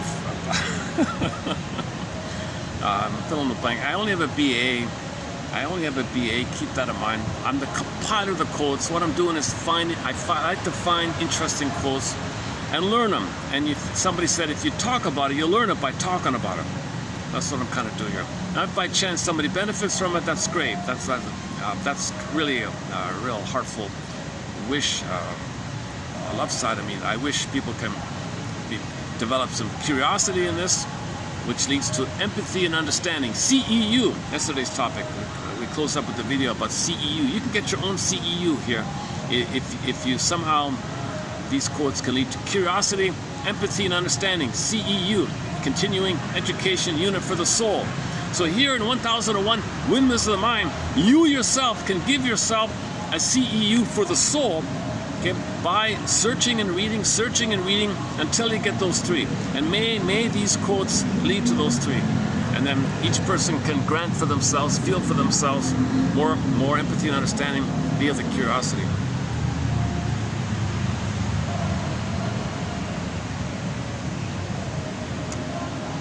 And this is the way to get out of the extended adolescence and resume development.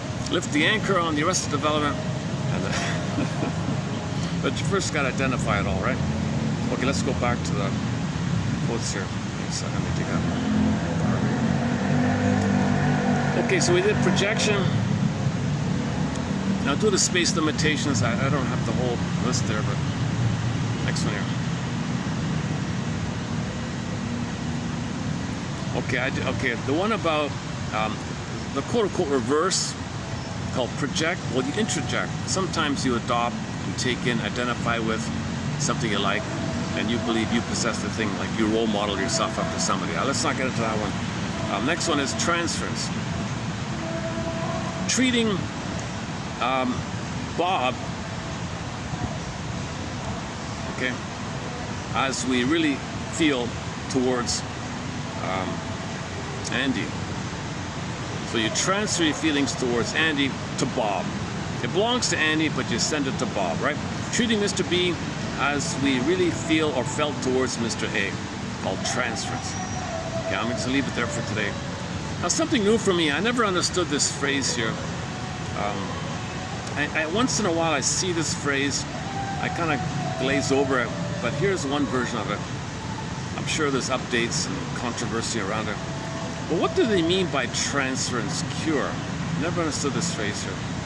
So back in 1930, one of the head shrinks says this: every shrink has had scores of clients or patients who have been ill for a long time with some kind of nervous illness, dysfunction, depression, whatever, and who were cured. Whoa, they were cured? After a few interviews with the shrink? How did that happen? He didn't do anything really. He was just getting to know him or something. He may or may not say anything worth saying. No interpretations, no insights. He was just getting to know the person. But he was cured? How did that happen? Well, in these particular cases, it's not about that. The patient is cured if he or she happens to develop a strong transference and feels that the shrink's attitude is warm, reciprocal, positive. This doesn't mean that the shrink or the physician or the doctor loves him or her in the regular sense, but that he must be caring or loving in the same way that the original person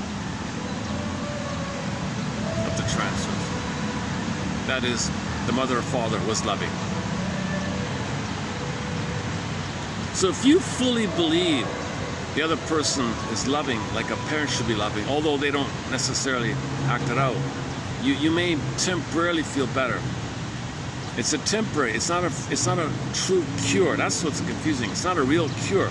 Here it says here, the only trouble about such quote-unquote cures is that they last only so long as this transference lasts. So as long as you believe somebody cares for you, your problems go away. That's kind of obvious, right? And because you might have the problems looking for love. So if somebody loves you, the problems goes away, kind of thing. and that the transference depends upon renewed contacts. This is why some people are well as long as they keep running to the doctor, even though he may appear to do nothing for them.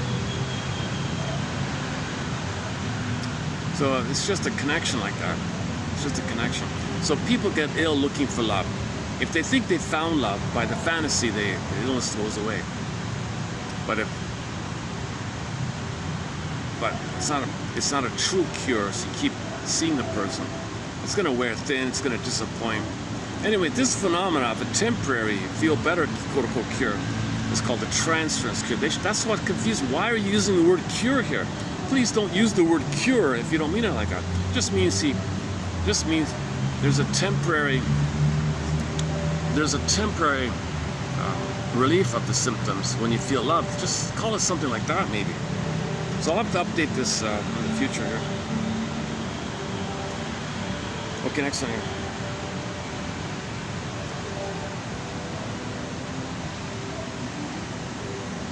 Okay, let's not. Okay, displacements. Another one.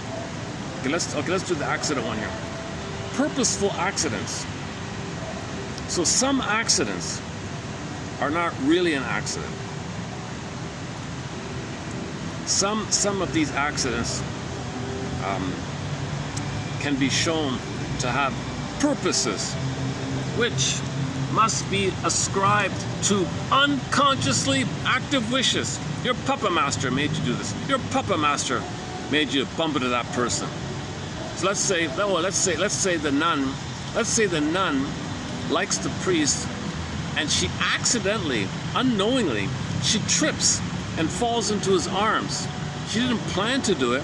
She didn't consciously want to do it, but her unconscious moved her body in a way to hit the rock, and she tripped on the rock and fell into his arms. Oh, I'm so sorry. I don't know what happened here.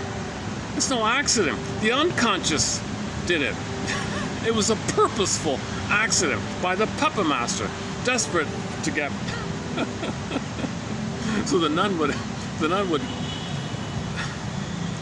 So how would that happen? Let's say that happened to the nun back in 1600, and she'd probably just blame him. You put that rock there on purpose, and you tricked me. I hate you. You tricked me. Oh, get away! I didn't put the rock there, man. Now the rock has been there for 10 billion years, or however old the Earth. Okay.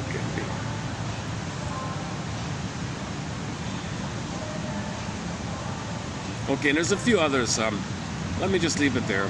Compensation, symbolization, condensation, okay, and so on. So he runs through it there. I didn't have time to read through it all. So anyways, it filled up one page here already. So that's what I just read is 3298. If you don't see it there, it's in the area of the 3290s. It'll be in that area, 3290 something. Sometimes the numbers change around. Now let me go back to the book itself, called The Human Mind. Let me go to the introductory blurb here. Hang on a second. Let me go to the introduction. Let's see, where is it? Oh. Hang on a second.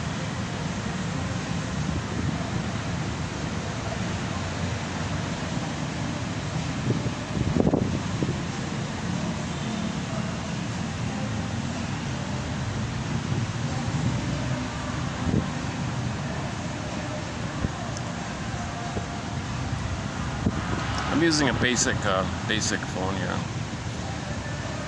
so it takes a while to load up, I guess. Let me just read the introductory part, because I don't really get into the history of psychoanalysis, but he did make a couple of useful points in the introductory blurb. If I can get it, Jesus, what the hell? How slow it is. My goodness sake. Okay, why don't we take a musical break then? Okay. Oh, I can't even stop it.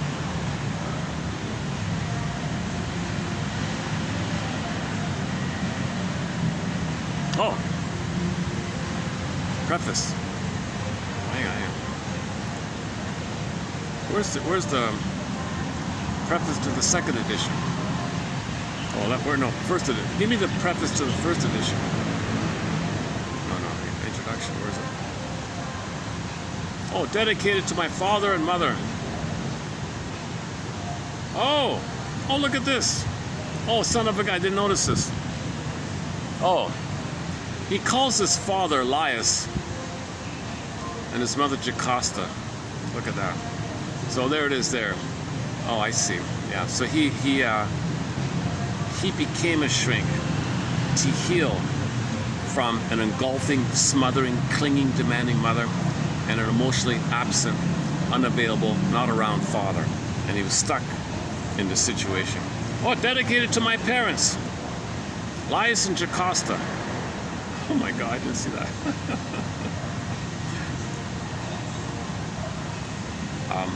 It's hard to admit, but most people, if you look seriously about it,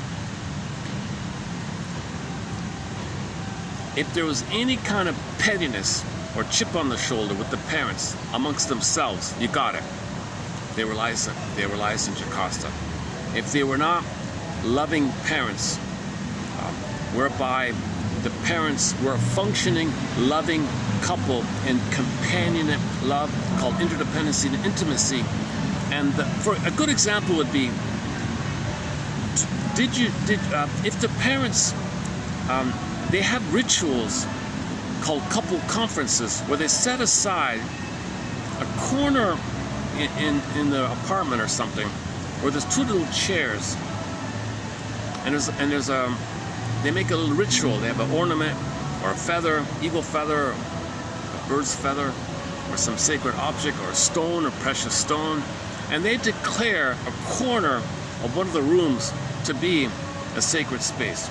And when they go there, they do smudging, a little incense, call to the directions, north, south, east, west, and 4 directions, and you set the intention that you're now going to engage in an emotional clearing, a protocol of how couples can authentically communicate and work it through. And then that's a functioning mental hygiene. They used to call this stuff mental hygiene. This book is from the mental hygiene movement. He talks about mental hygiene himself in this book. So the couples have some kind of mental hygiene, like dental hygiene, the couples have emotional hygiene.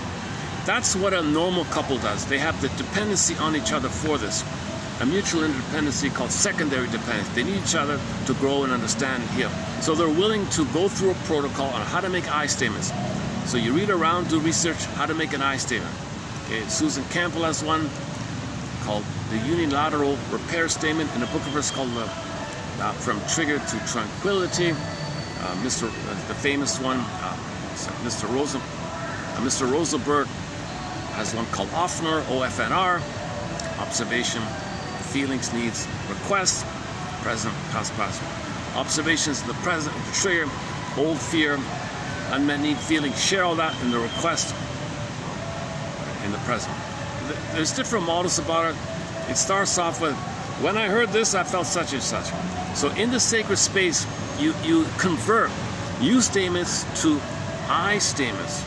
Where in the regular world, you're all triggered, oh, you this, you that, you always do it. No, when you do this, time out, pause, okay, you have a ritual, and you both know what this is about. You both know your trigger. You both know that you got a process to learn from the trigger, develop from the trigger, become better for it, you become more intimate for it, you share each other, intimacy, so there's a mutual, eye-to-eye sharing, and you can do it because they both have that spirit like that, even if it's to be aware of unmet needs. Whatever it is, you want to make more conscious. It's a process to make the couple. So if the couple has a functioning relationship where they have means to couple conflict resolution, couple skills, communication skills, like that, whether they learned it wherever they learned it or learned it later or early, however they learned it, they have a way to not engage in some kind of collusion, some kind of secret little sneaky things. Passive aggressive, I punish you, you punish me, secret fight, not this up and down battling going on. That's Jocasta. If the parents do primary dependency, okay, that's Jocasta and Laius. If the parents are fighting all the time, covertly or overtly, or once overt, once covert, or too overt. If the parents are fighting, and it's always a battle of who's right and who's wrong, okay, then that's Laius and Jocasta, because both are demanding the other to be the parent for them, but they can't, because each have a quote-unquote dead mother in their mind, and they can't mother the other person, and they need it fails, I want, but you feel important. I feel important, but it fails. I feel important, but it fails. And he's doing the same thing. Okay, on this point, go to the article called The Oedipus Complex by Tess Forrest on this whole topic. No, sorry, not the other one. The Obsessive Marriage. Go to Tess Forrest about the mummies. The emotionality was they found a coffin, and there was a king and a queen in mummies. It's just like a dream thing, a metaphor for the emotionality. And they've been dead for 10,000 years or whatever. But you saw one would stand up, the other step back. The queen would step up, the king would step back, meaning they competed with each other. So if she gave him the cold treatment, she stepped up. And then he gave her the cold treatment, then he stepped. And they had this constant conflict. And they were in mummies. Emotionality's dead. Okay, you can't get love from a mummy, you know, like a wrapped mummy, like an Egyptian mummy. You can't get love. Like that's to convey the imagery. You're not going to get love from someone who wasn't loved themselves, and the one who wasn't loved themselves is seeking love from someone who wasn't loved themselves. That's Jocasta and Laius. They have this collusion where they're going to recreate some painful, parentifying, infantilizing, baby mother, but the parent is not a real parent. There's no adult here. In Eric Byrne, it's the parent-child thing. There's no adult here. The parent is the baby in an adult body called the parent, but it's still a baby in a large body versus the baby in a small body. You just got two babies, one something like that. Oh boy. I just noticed that, eh? Look at that, eh? I don't think I'll post shorts on this video. When I speak like this, when I speak in a very stressful, tense manner like this, I'm assuming some of my unconscious frustration comes out when I speak like this. This is sort of like coming on stage, right? So this tense way of speaking is my unconscious anger, I guess. Hang on, give me a sec here. Preface, where's the introduction? The introduction wasn't bad here. Hang on a second. Where are we here? Oh, there are the chapters. Okay, so there are the chapters. He's got 6 chapters. What I read from was from chapter 4 called Motives, about defense mechanisms, principles.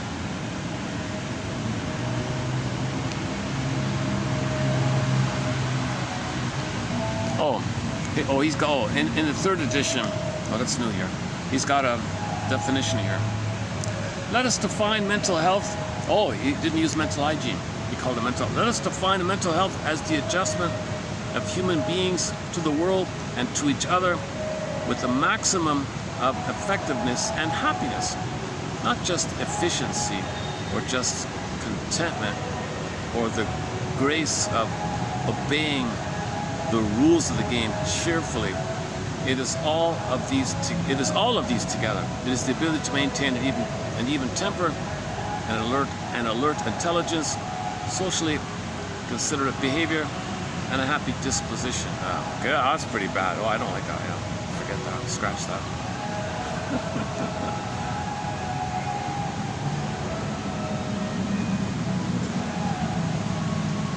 Hang on a second. Okay, I gotta go to the. Hang on a sec.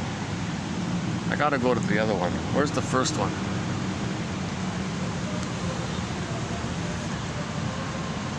Oh, for Pete's sakes, it's in the phone I'm holding. Okay, if I'm not online, I won't be able to access it. I see. Hang on a second. Let me see if I'm online. Give me a second.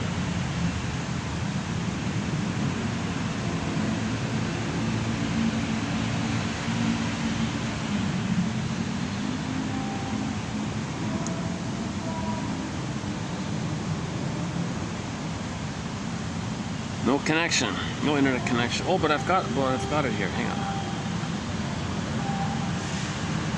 on. Okay, yeah. So here's the original. This is the original one. The human mind. The human mind. 1930. 1930 book. Oh, I've got a copy of it. Good, okay. Yeah, so let me find it. Hey, bear with me. Let me get the. It's a good introduction. He's got a very good introduction. That bit I just read about his definition of mental health, it's too trite and vague. I didn't relate to it.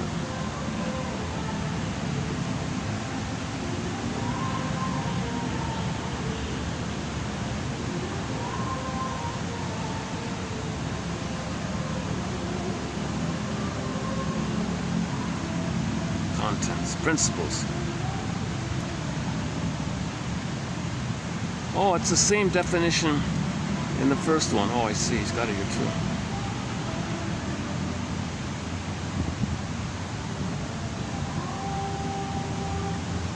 Oh, Cicero said the diseases of the mind are more numerous and more destructive than those of the body. Look at that, eh? Okay, he's got a lot of quotes from like Plato and Cicero about how they talk about the unconscious being a puppet master. So it's well known. This is not new, right? So he's good in that kind of area. He gives you a lot of a good.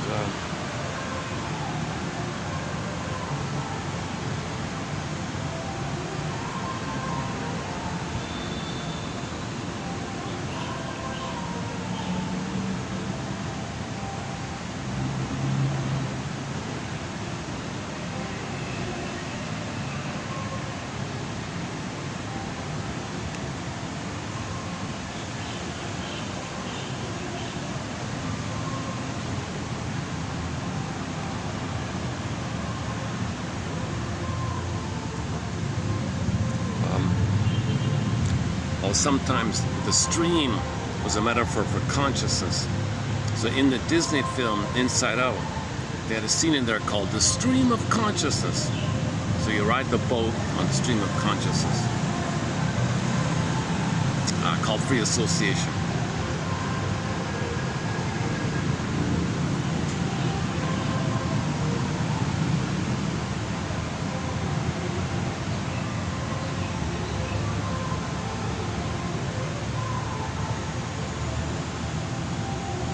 Or maybe it was the beginning of chapter 5. Hold on a sec.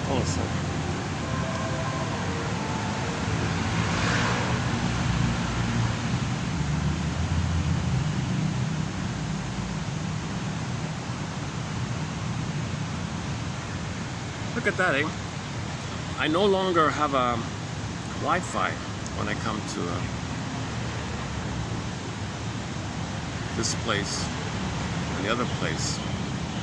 Somehow it cuts out, so I can't play clips, TV clips and things. I have to go some other spot.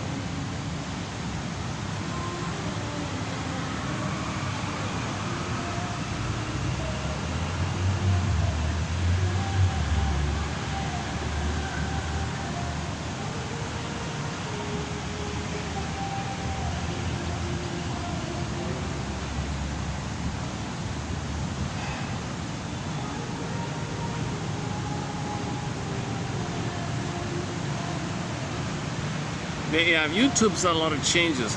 I just noticed they don't show you the likes now.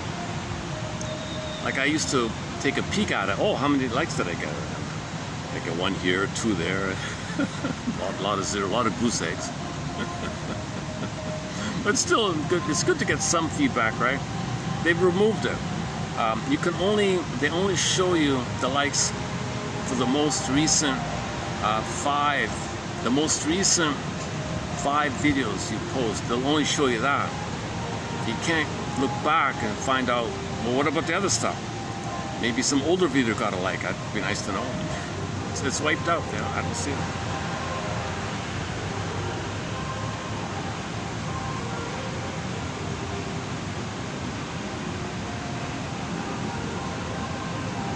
And I typed in the AI. What's going on with YouTube?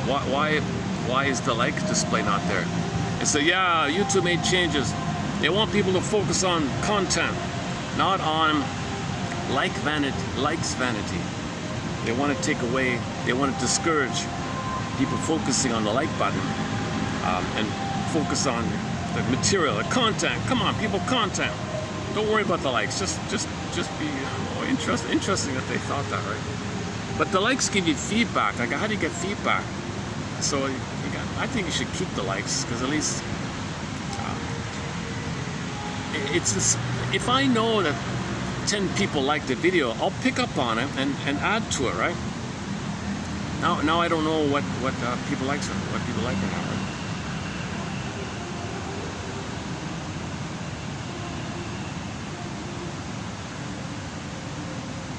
Topeka, oh, 1929.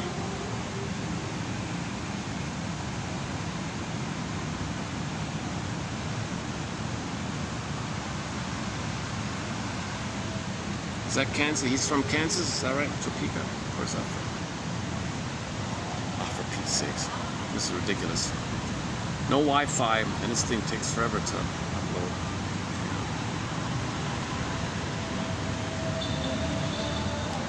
Like, he talks about, you know, some of the historical kind of lead up.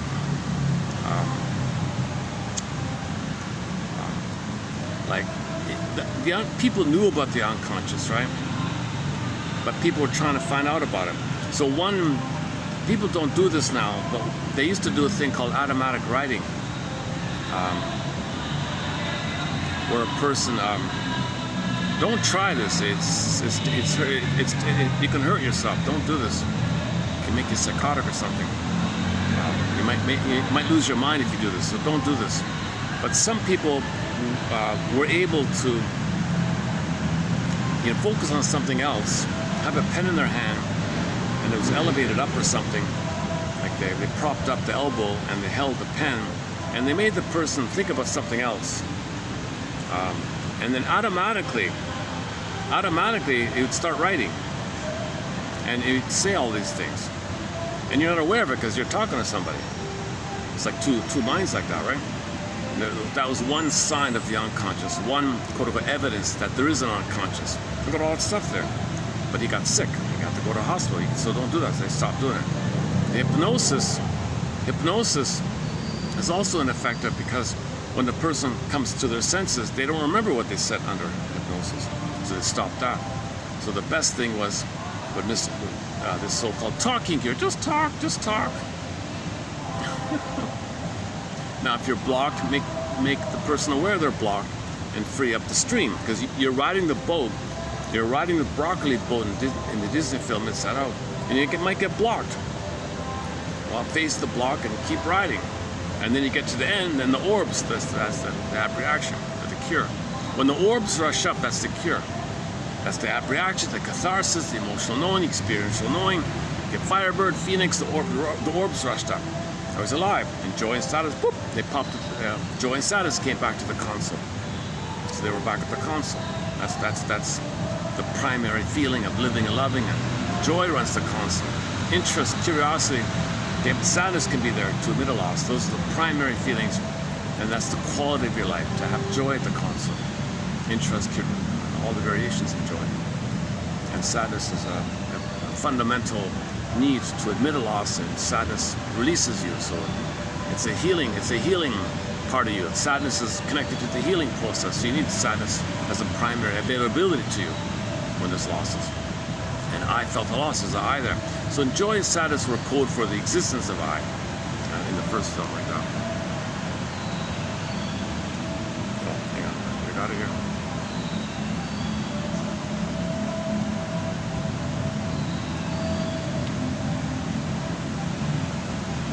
Motives, all right. Okay, we're getting closer here. Symbolism.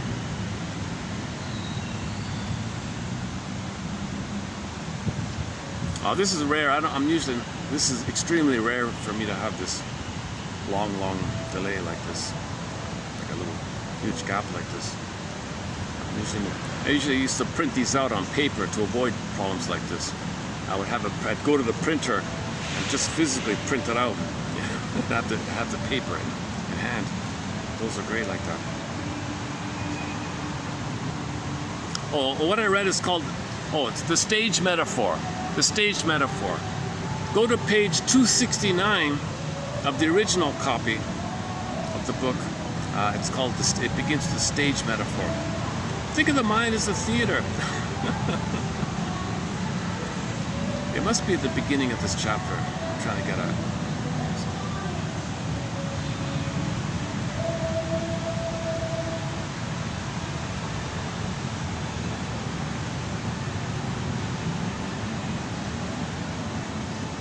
Is this it here?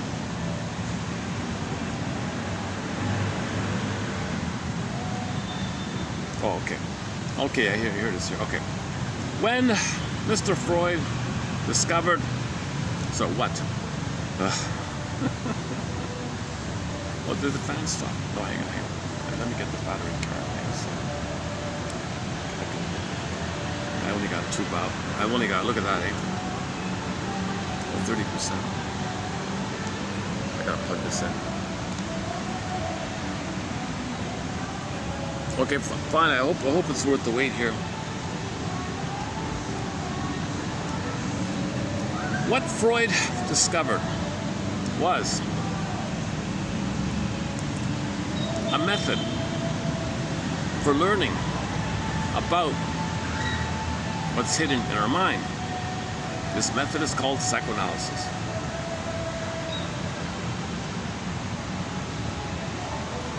Asterisk here. Okay. We didn't listen to the novelists and the poets and the philosophers. They knew it all along. They guessed it, they knew it, we kind of ignored it. We scientists, we kind of just put it aside like that. But they knew it all along. For thousands of years, okay, all these philosophers knew it.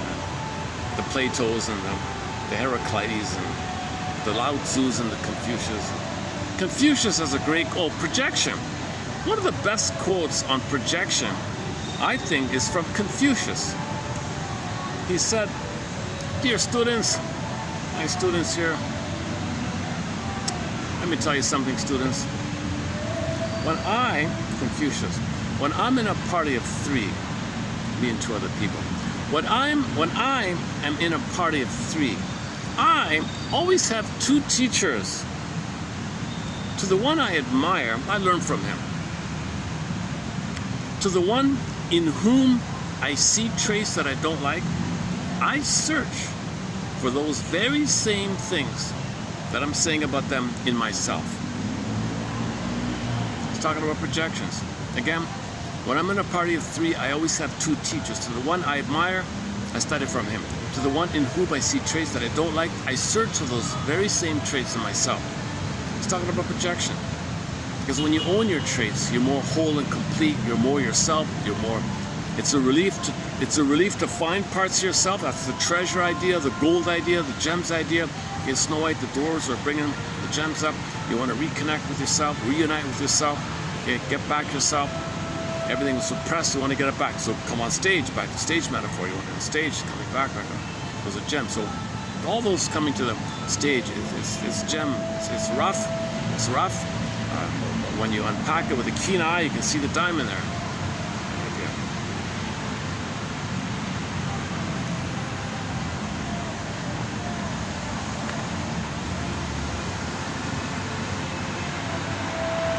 Freud's discovery of this subsurface material is quite comparable to the discovery of the minerals between the Earth's surface.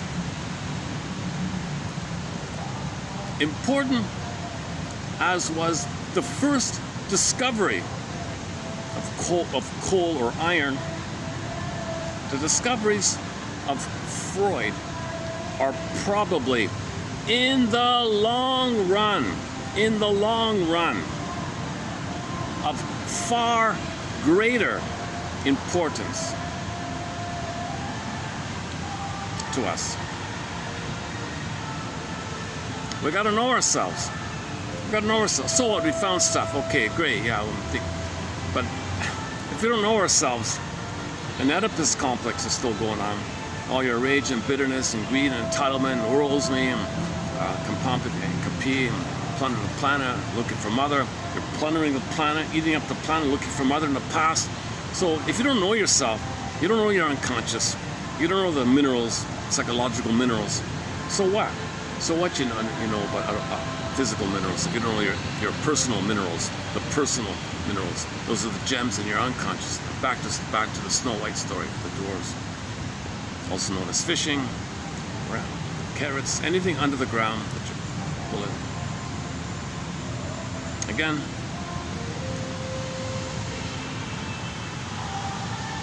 Freud's discovery of this sub-workings of the mind.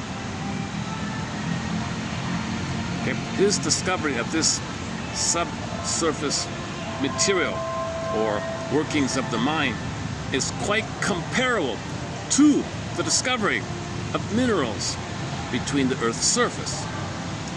Important as was the first discovery of coal or iron, the discoveries of Freud are probably, in the long run, of far greater importance to us. It came about this way. It came about this way. Oh, it came about this way. Oh, just a little. I don't do history. I don't do the history of psychoanalysis, but this is a bit of an exception here. Freud had been studying in Paris. Freud had been studying in Paris, as was the fashion in those days. So that was the trend, fashionable, the in thing to do. The in thing to do. Go to Paris and study. The great French neurologists, Genet, Pierre Genet, Charcot, and this other one here, Bernheim, were demonstrating that under hypnotism, people with nervous symptoms of certain types could be induced to explain the origin of their symptoms by relating things which they did not in their waking state know that they knew. Then, by strong suggestion, these symptoms could be dispersed. I don't know. So that's what they were experimenting with. The power of suggestion. Be gone. If you develop a very, very strong transference, and you believe the doctor is your father and your little baby, and to please your father, it might go away. I don't know. That's what they were experimenting with. Anyways, Freud said, very interesting. That is very interesting. I want to give this a try. I will go back to Vienna and give this a try. So he calls his buddy Breuer. Hey, Breuer, I've learned something. I want to talk about it with you. And the two of them gave it a try. Breuer, his buddy, met up with Anna O, the famous Anna O. And she said to Breuer, "Oh no, stop it. Don't try to hypnotize me. I heard about this junk. Don't do this to me. I just want to talk. Let me talk." And when she spoke, she let loose and started to free associate spontaneously. Anna O invented free association. She said, you know, that reminds me of that. Oh my God. And that reminds me of that. Oh my God, I get it now. And she felt better, and hence the birth of psychoanalysis, the talking cure. This was facilitated because Breuer was a nice guy by the scenes of it, by the looks of it. But the problem was she fell in love with him. He had a wife, he freaked out. Mr. Freud here, please take Anna O off my hands here. So Freud sort of continued the thing. All right, fine. Now Breuer dumped me, gave me to pass me on to you. So likewise, just Mr. Freud here, don't hypnotize me. I just want to tell my story here. Okay, I will try to listen to your story. Is that how it works? I can't even do the accent. The lady sat down. There's a stamp of her, by the way. There's a stamp of this woman in Germany. You can buy this. You go to the post office. Yeah, give me one of those stamps. Might be famous by now. Might be expensive. I don't know. She sat down to tell the doctor her troubles, her symptoms, which he, yeah. And then she kept. Okay, once again, she told her story, and things got better. Now, this idea is not new. People have been, quote unquote, talking to their friends and felt better, and people had confessions. And the nun, people went to the nun or the priest, or said maybe sometimes it worked like that. I don't know. For one thing, she got into an attitude of respect and trust with Breuer, such that she was capable of the utmost candor and objectivity. So she was an intelligent woman herself. Then she found that she was telling him things which she didn't know that she knew. I didn't know I knew that. I knew that all.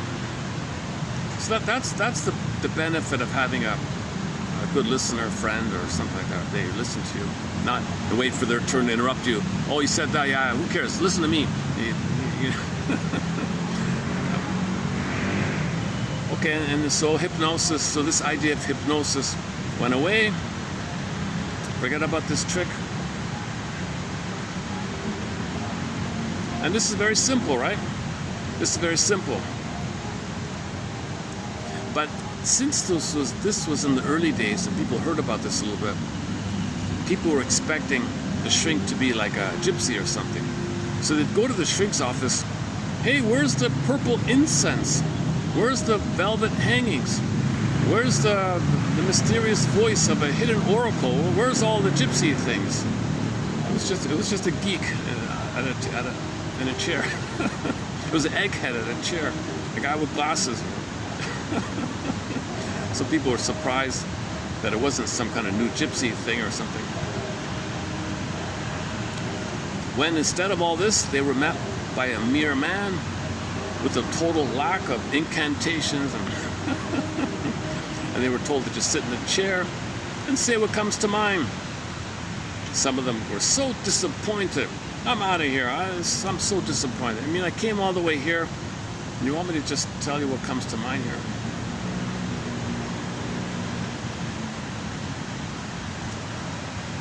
And of course, many times it really doesn't work just because you're blocked. That's what the therapist is for. Help you with these blocks, called resistances, called interpreting your defenses, etc. When Freud had experimented further with this method of studying and treating people's nervous illnesses, he learned many additional things about them. He learned that all surface material was related to subsurface material by complicated, concealed bonds of linkage. He reaffirmed the law of psychic determinism, unconscious motivation, puppet master. There's a puppet master here. A traumatic script. That is, that nothing psychological happens by chance, but always and only as a result of a pre-existing, okay, that's the script, the traumatic script, the schema, pre-existing and determining factors which may or may not be evident or discoverable. For example, a slip, okay, the famous Freudian slip of the tongue, an accidental forgetting, blurping out, okay, your daydream, your fantasies, the dreams you get in the morning. Okay, these are clues of the unconscious. So let's start with dreams. Much of Freud's research centered in the way in which dreams serve as indices of the unconscious trends of the mind. So there's a recurring pattern of your relationship problem. Okay. Many of the dreams are about this recurring relational theme. Mother ignored you, you try to communicate, something happened, you did some distraction, you woke up, you're angry. There's a recurring theme about relationships. He found that dreams could be interpreted in the light of earlier forgotten experiences and yearnings, and present conflicts and frustrations, just as symptoms could thus be interpreted. The technique is just the same. Okay, he's got a lengthy poem here about dreams here. Some older poem about dreams. That poets in the past knew about dreams.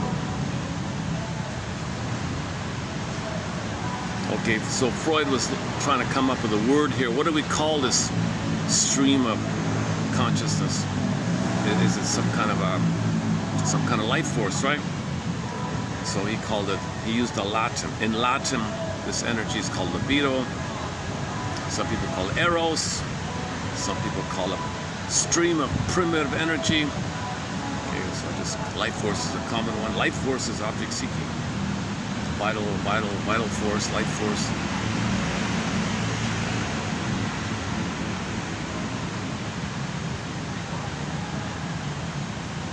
Okay, and it's starting to go, and it goes on about further things he discovered. I haven't even read this yet. I haven't even read all this. I just found it. Then it goes into the stage metaphor.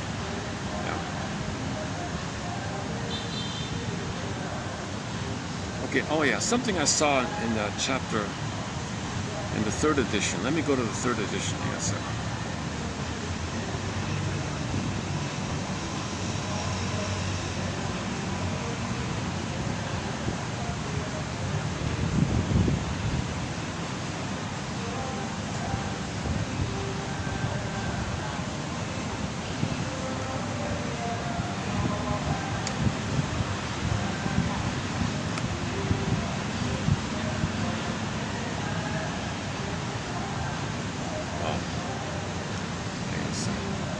Again, okay, I gotta search around for it.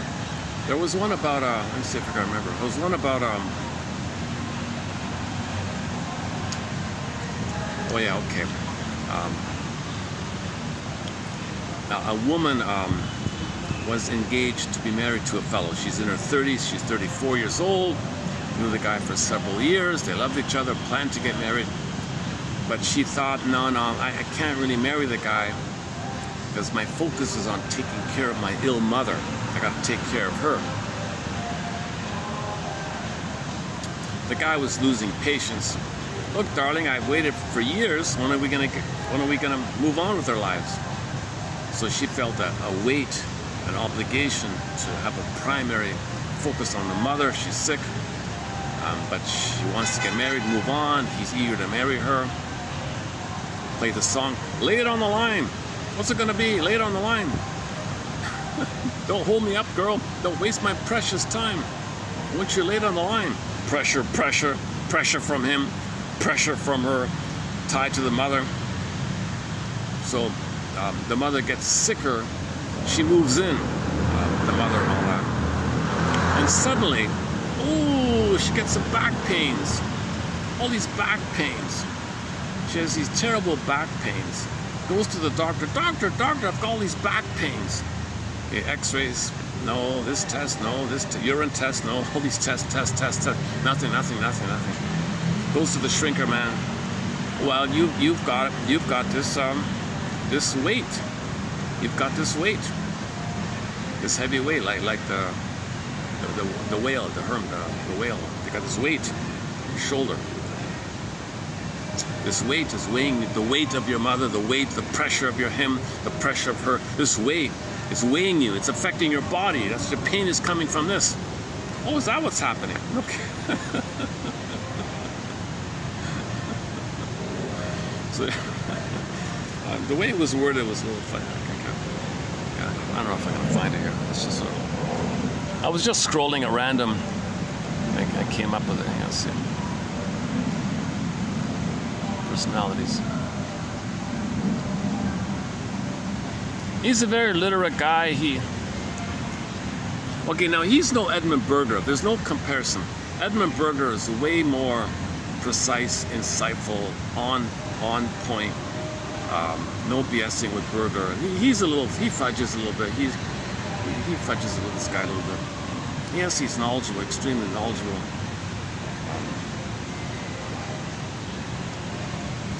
I think there's some nepotism that the older brother was the head of some famous department, and he's the younger brother, so kind of had a connection like that. This was 30s. No, Burglar was still in Germany at that time, Austria. No, Burglar wasn't on the scene at this time. Okay. The job should go to Burglar was the top guy, Edmund Burglar. There's one audio lecture of Edmund Burglar, Buffalo State University, Digital Commons. It's the only surviving lecture that I know of, thanks to a podcast out of Ontario. There was a program called The Burglarians.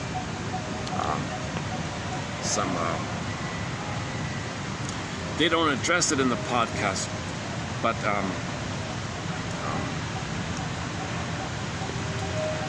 something happened with Burglar. We don't know what it is. A big mystery of why he's kind of shadow banned or something. And there's a big mystery about it.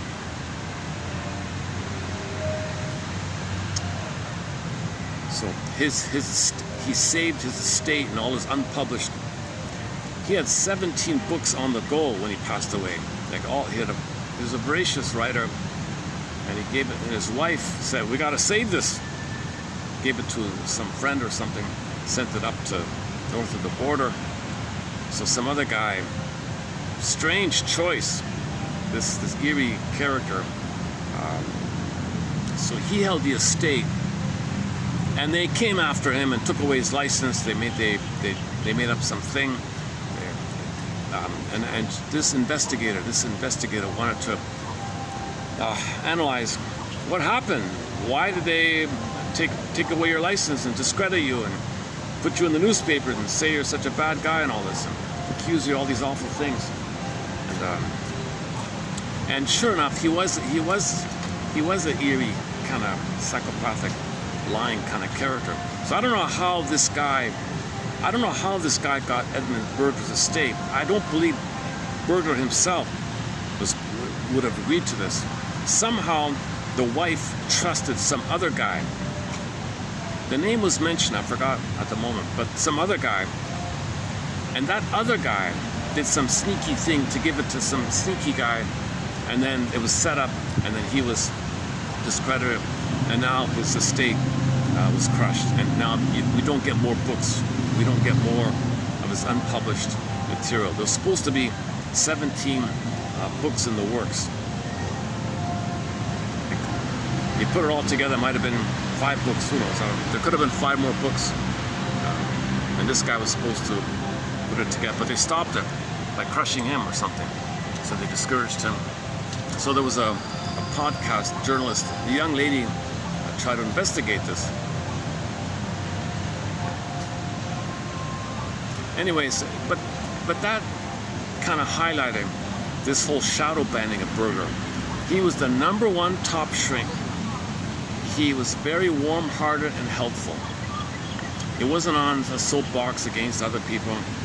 In fact, the irony of it all is he was right in the heart of it all, and he had a lineup of the billionaires lining up to see him, and he was helping them all. And a lot of the LGBT came to him, a lot of the billionaires came to him, and the writers came to him. Anybody who's anybody, the who's who or whatever, were waiting in line for years and years to see Burglar, right? And a smart guy. You can see in his books, he's very precise like that.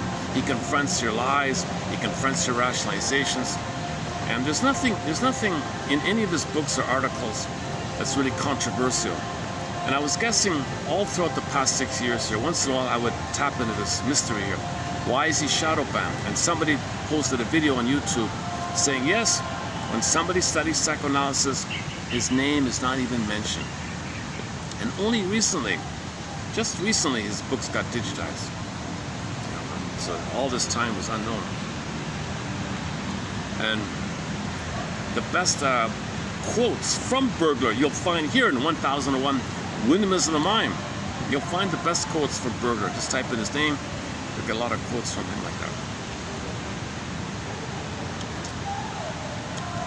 He's famous for the writer's block issue, and all the propaganda people came to him. I'm blocked. I can't make my lies here. I'm blocked with my lying.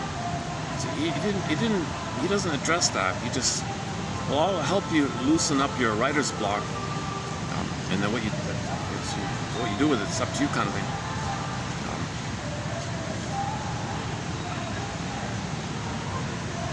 Sorry. Maybe I'll take a little. Yeah, let me just take a little break here. Got some people coming in here. What else is here? Hopefully we'll have some more quotes from this book called The Human Mind, 1966, 3rd edition.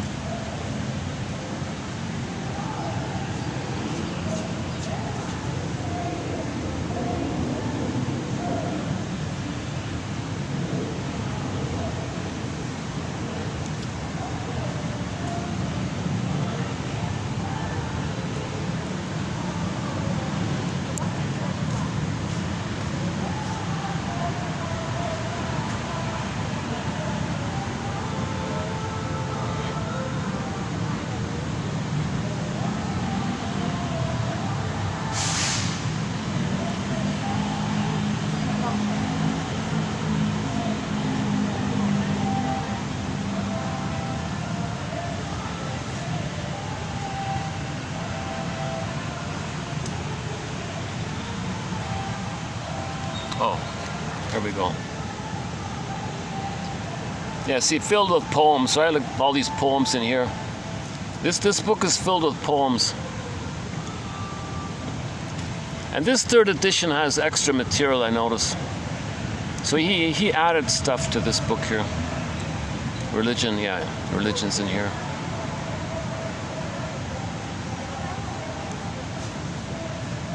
A lot of newspaper reports and a lot of extreme kind of cases, 1 in a billion kind of cases.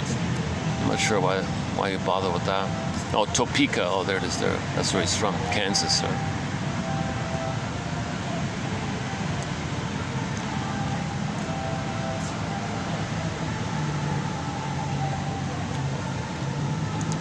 Okay, so this is the romance fantasy. If you're in a dysfunctional home, you might fantasize that your real parents are wonderful in some other place, like the Oedipus story. Huh? Okay, he does all these, he lists all the various examples of dysfunction here.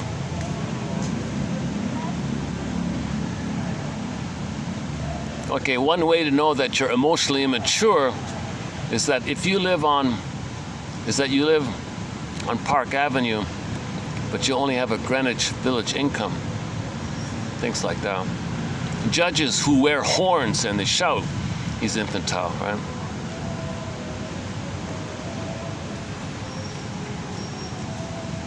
Women who do not believe.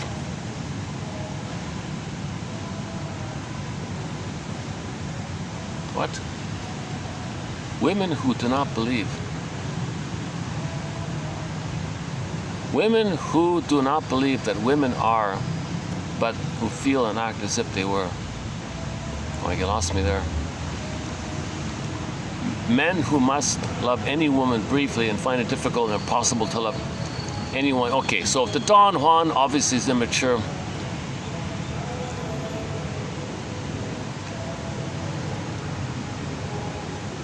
Okay, so these are. Where's that one about the backache? Where's that one? You know, his choice of poems aren't too. See, when Burglar quotes a poem, I love him. I love Burglar's choice of poems. I haven't found a single poem here by Menninger that I liked so far. Burglar's way more clear-minded, I think. Fixation here.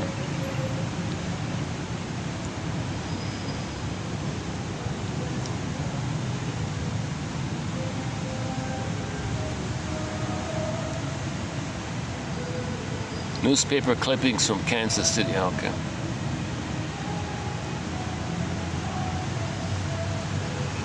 Okay, never mind.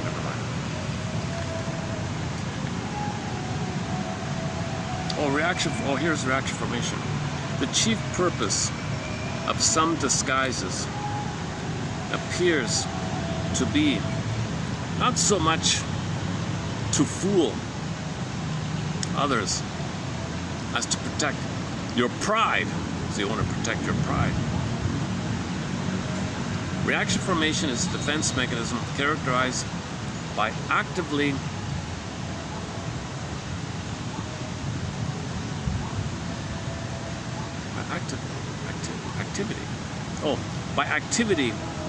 Reaction formation is a defense mechanism characterized by activity precisely opposite in trend to that of the underlying wish.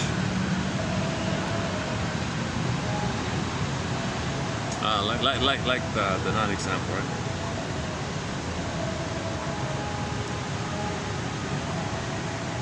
Rationalization, explaining away plausibility, but without reference to the unconscious reasons or without loyalty to the facts. Yeah, rationalization. You want to give the appearance of being rational, but you're not. You don't acknowledge the unconscious irrationality of what you're doing. So you cloak it with something that sounds reasonable, ignoring the facts, ignoring the true motive, the true reason, the true motivation, the psychic determinism, the puppet master is driving. You ignore all that and just cloak it with a lie called rationalization. Explain away. Why'd you do that? Explain away. Oh, it's on sale. Big deal. No, your unconscious says look for mother.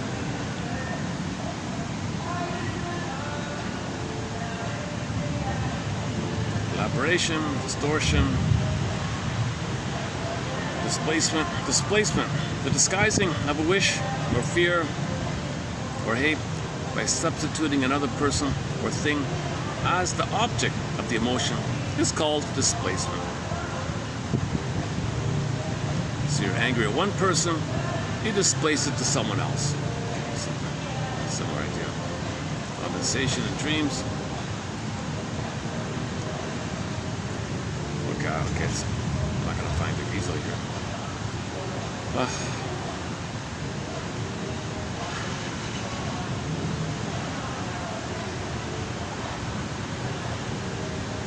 If I'm fresh, I get the fresh juice. I can go 7 to 8 hours and still feel energized. A hot day with no juice, I'm kind of sluggish after 2 hours. Depends on your rest day. Depends on a lot of factors. What time is it? Oh, let's start to wind this down here. Let's see. Oh, it's 5:06 here. 5:06.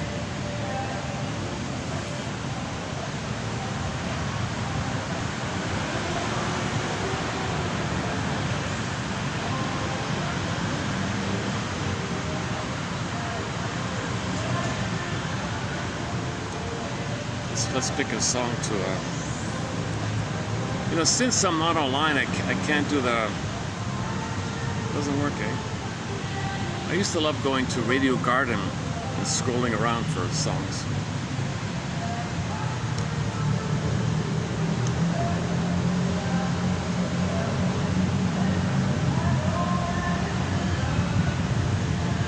Oh, it's gonna rain, I can hear the thunder.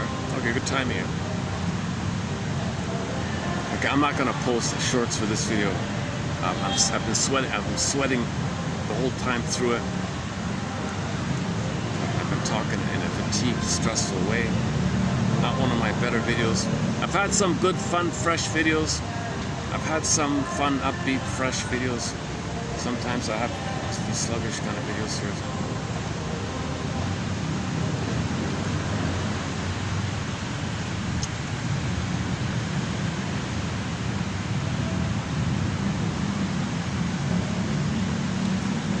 Let's just pick a song then. All right, let's see.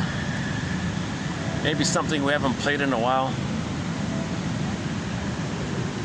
Yeah, YouTube's changing a lot of things. They don't even publicly display if a video is partially blocked. They'll just still say public, but the public doesn't know that it's partially blocked. all know, and I can clear it up. I can remove the song. The likes, from now on, I don't know if anyone likes anything. Like, it seems to be the case like that. I hope they bring it back.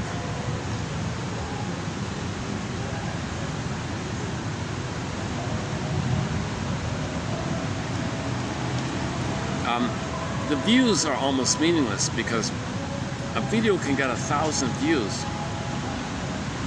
but the average watch time for each view of the average watch time is a fraction of a second, like 0.01 of a second or something.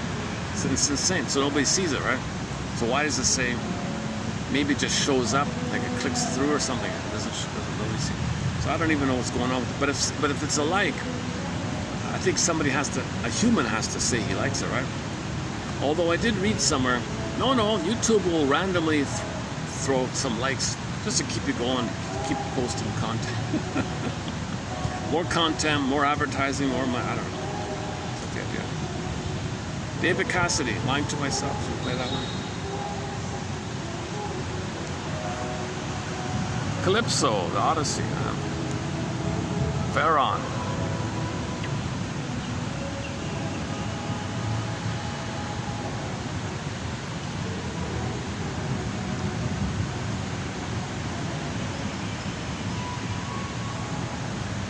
Yeah, last time I was here, I played a song from the net. Now I can't play it.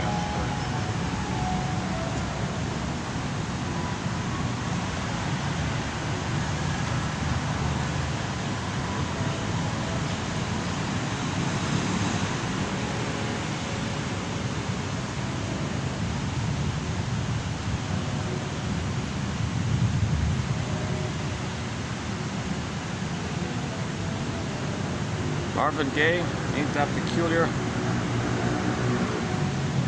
Oh, what about the Inner Journey Part 1? Okay, let's play that one then. So let's close up with Mystery's song called The Inner Journey Part 1 on the grief process. When the song ends, I'll hit the stop button. May you obtain, may you find, may you feel, may you get, may you have, may you discover, may you experience a CEU. Curiosity, empathy, and understanding. Okay, one quick example on empathy is, Eckers has a good one. So you consciously don't want your symptom, right? You consciously think time is passing by, not using your gifts, what are you doing with life? You're just going through the motions, sleepwalking, in a trauma trance. Okay, same thing over and over again. Missing your gifts, missing your embodiment, missing companion and love, missing the connection to your real self. So you realize the symptom, you don't want the symptom that's causing this. So that's one side of you, and there's a sadness around the recognition of the losses. At the same time, your inner child of the past, your puppet master, wants the symptom, and he's waiting for you to be a stage director and allow your inner child of the past to come on stage. And your inner child of the past is on stage saying to the audience, you, your own audience, to yourself, look, audience, look, you, we need this symptom. I created the symptom. I want some gratitude. I want some respect and appreciation that I did this, because if I didn't do this, something worse would have happened. And that's what we're waiting for. We're waiting to give ourselves gratitude. The inner child of the past is waiting for us to give us appreciation, recognition, validation. Thank you, inner child of the past, for creating this traumatic thing. You identify as the aggressor, you you send away the soul, okay, you head up this in the mountain, you fantasize good parents, you imitated your parents, you did what you had to do to survive. Thank you for all that. Thank you. Then some kind of unraveling can take place. He's a relief. Then poof, maybe the painful inner child all twisted up, bang, all wrapped up. Maybe he's There's a smiling boy now. Oh, thanks. Woo, what a relief. I'm emancipated. I'm free. All right. You know. So the ropes he throws away, and okay, thanks. We no longer have to do the dysfunctional thing. You can now take charge and be the captain. You can lead, conscious person. You can have free will now. You can trial and error. You decide things. I don't want to decide anymore because it's always painful for the person. It's always dysfunctional for the. It's painful for me, painful for you, painful for us, painful all around. You now drive the car. I don't want to drive the car. I want to take a. You drive the car. Okay. So this is the idea that we have to thank our unconscious self for creating the symptom again and again and wanting the symptom again and again because it believes something worse would happen. You'll only be free of it if you extend gratitude to yourself for this. At the same time, then you can feel the chance to move towards the present and stop living in the past. Now the child can be free. The energy is now available to you. The vitality of the child is now.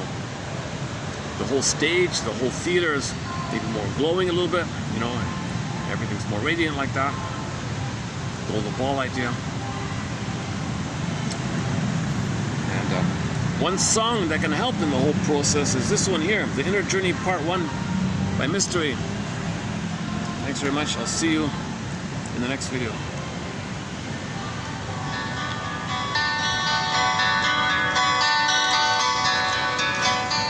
Far away from the deadly sounds of the city,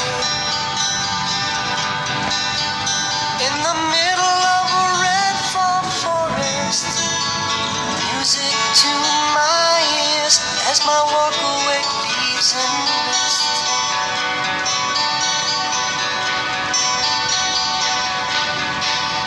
I shall find serenity at the end of this path, on the shore of a pastel blue lake, which seems to be enlightened from the abyss of its bed. And the moonlight wind softly whispered in my ears, through the ballad of dancing trees, you've arrived here too late, the master had to leave.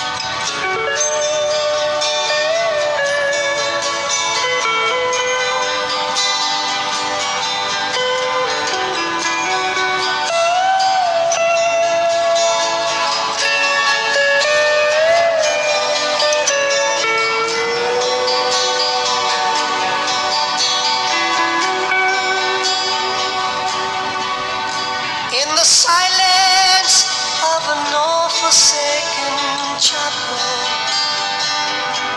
sweet, sweet smell of burning incense, crying widow, awaken still merciful, and the sunlight caresses the ardor, through the colors of the stained glass window, it seems to be reviving all clay from its sorrow. And I close my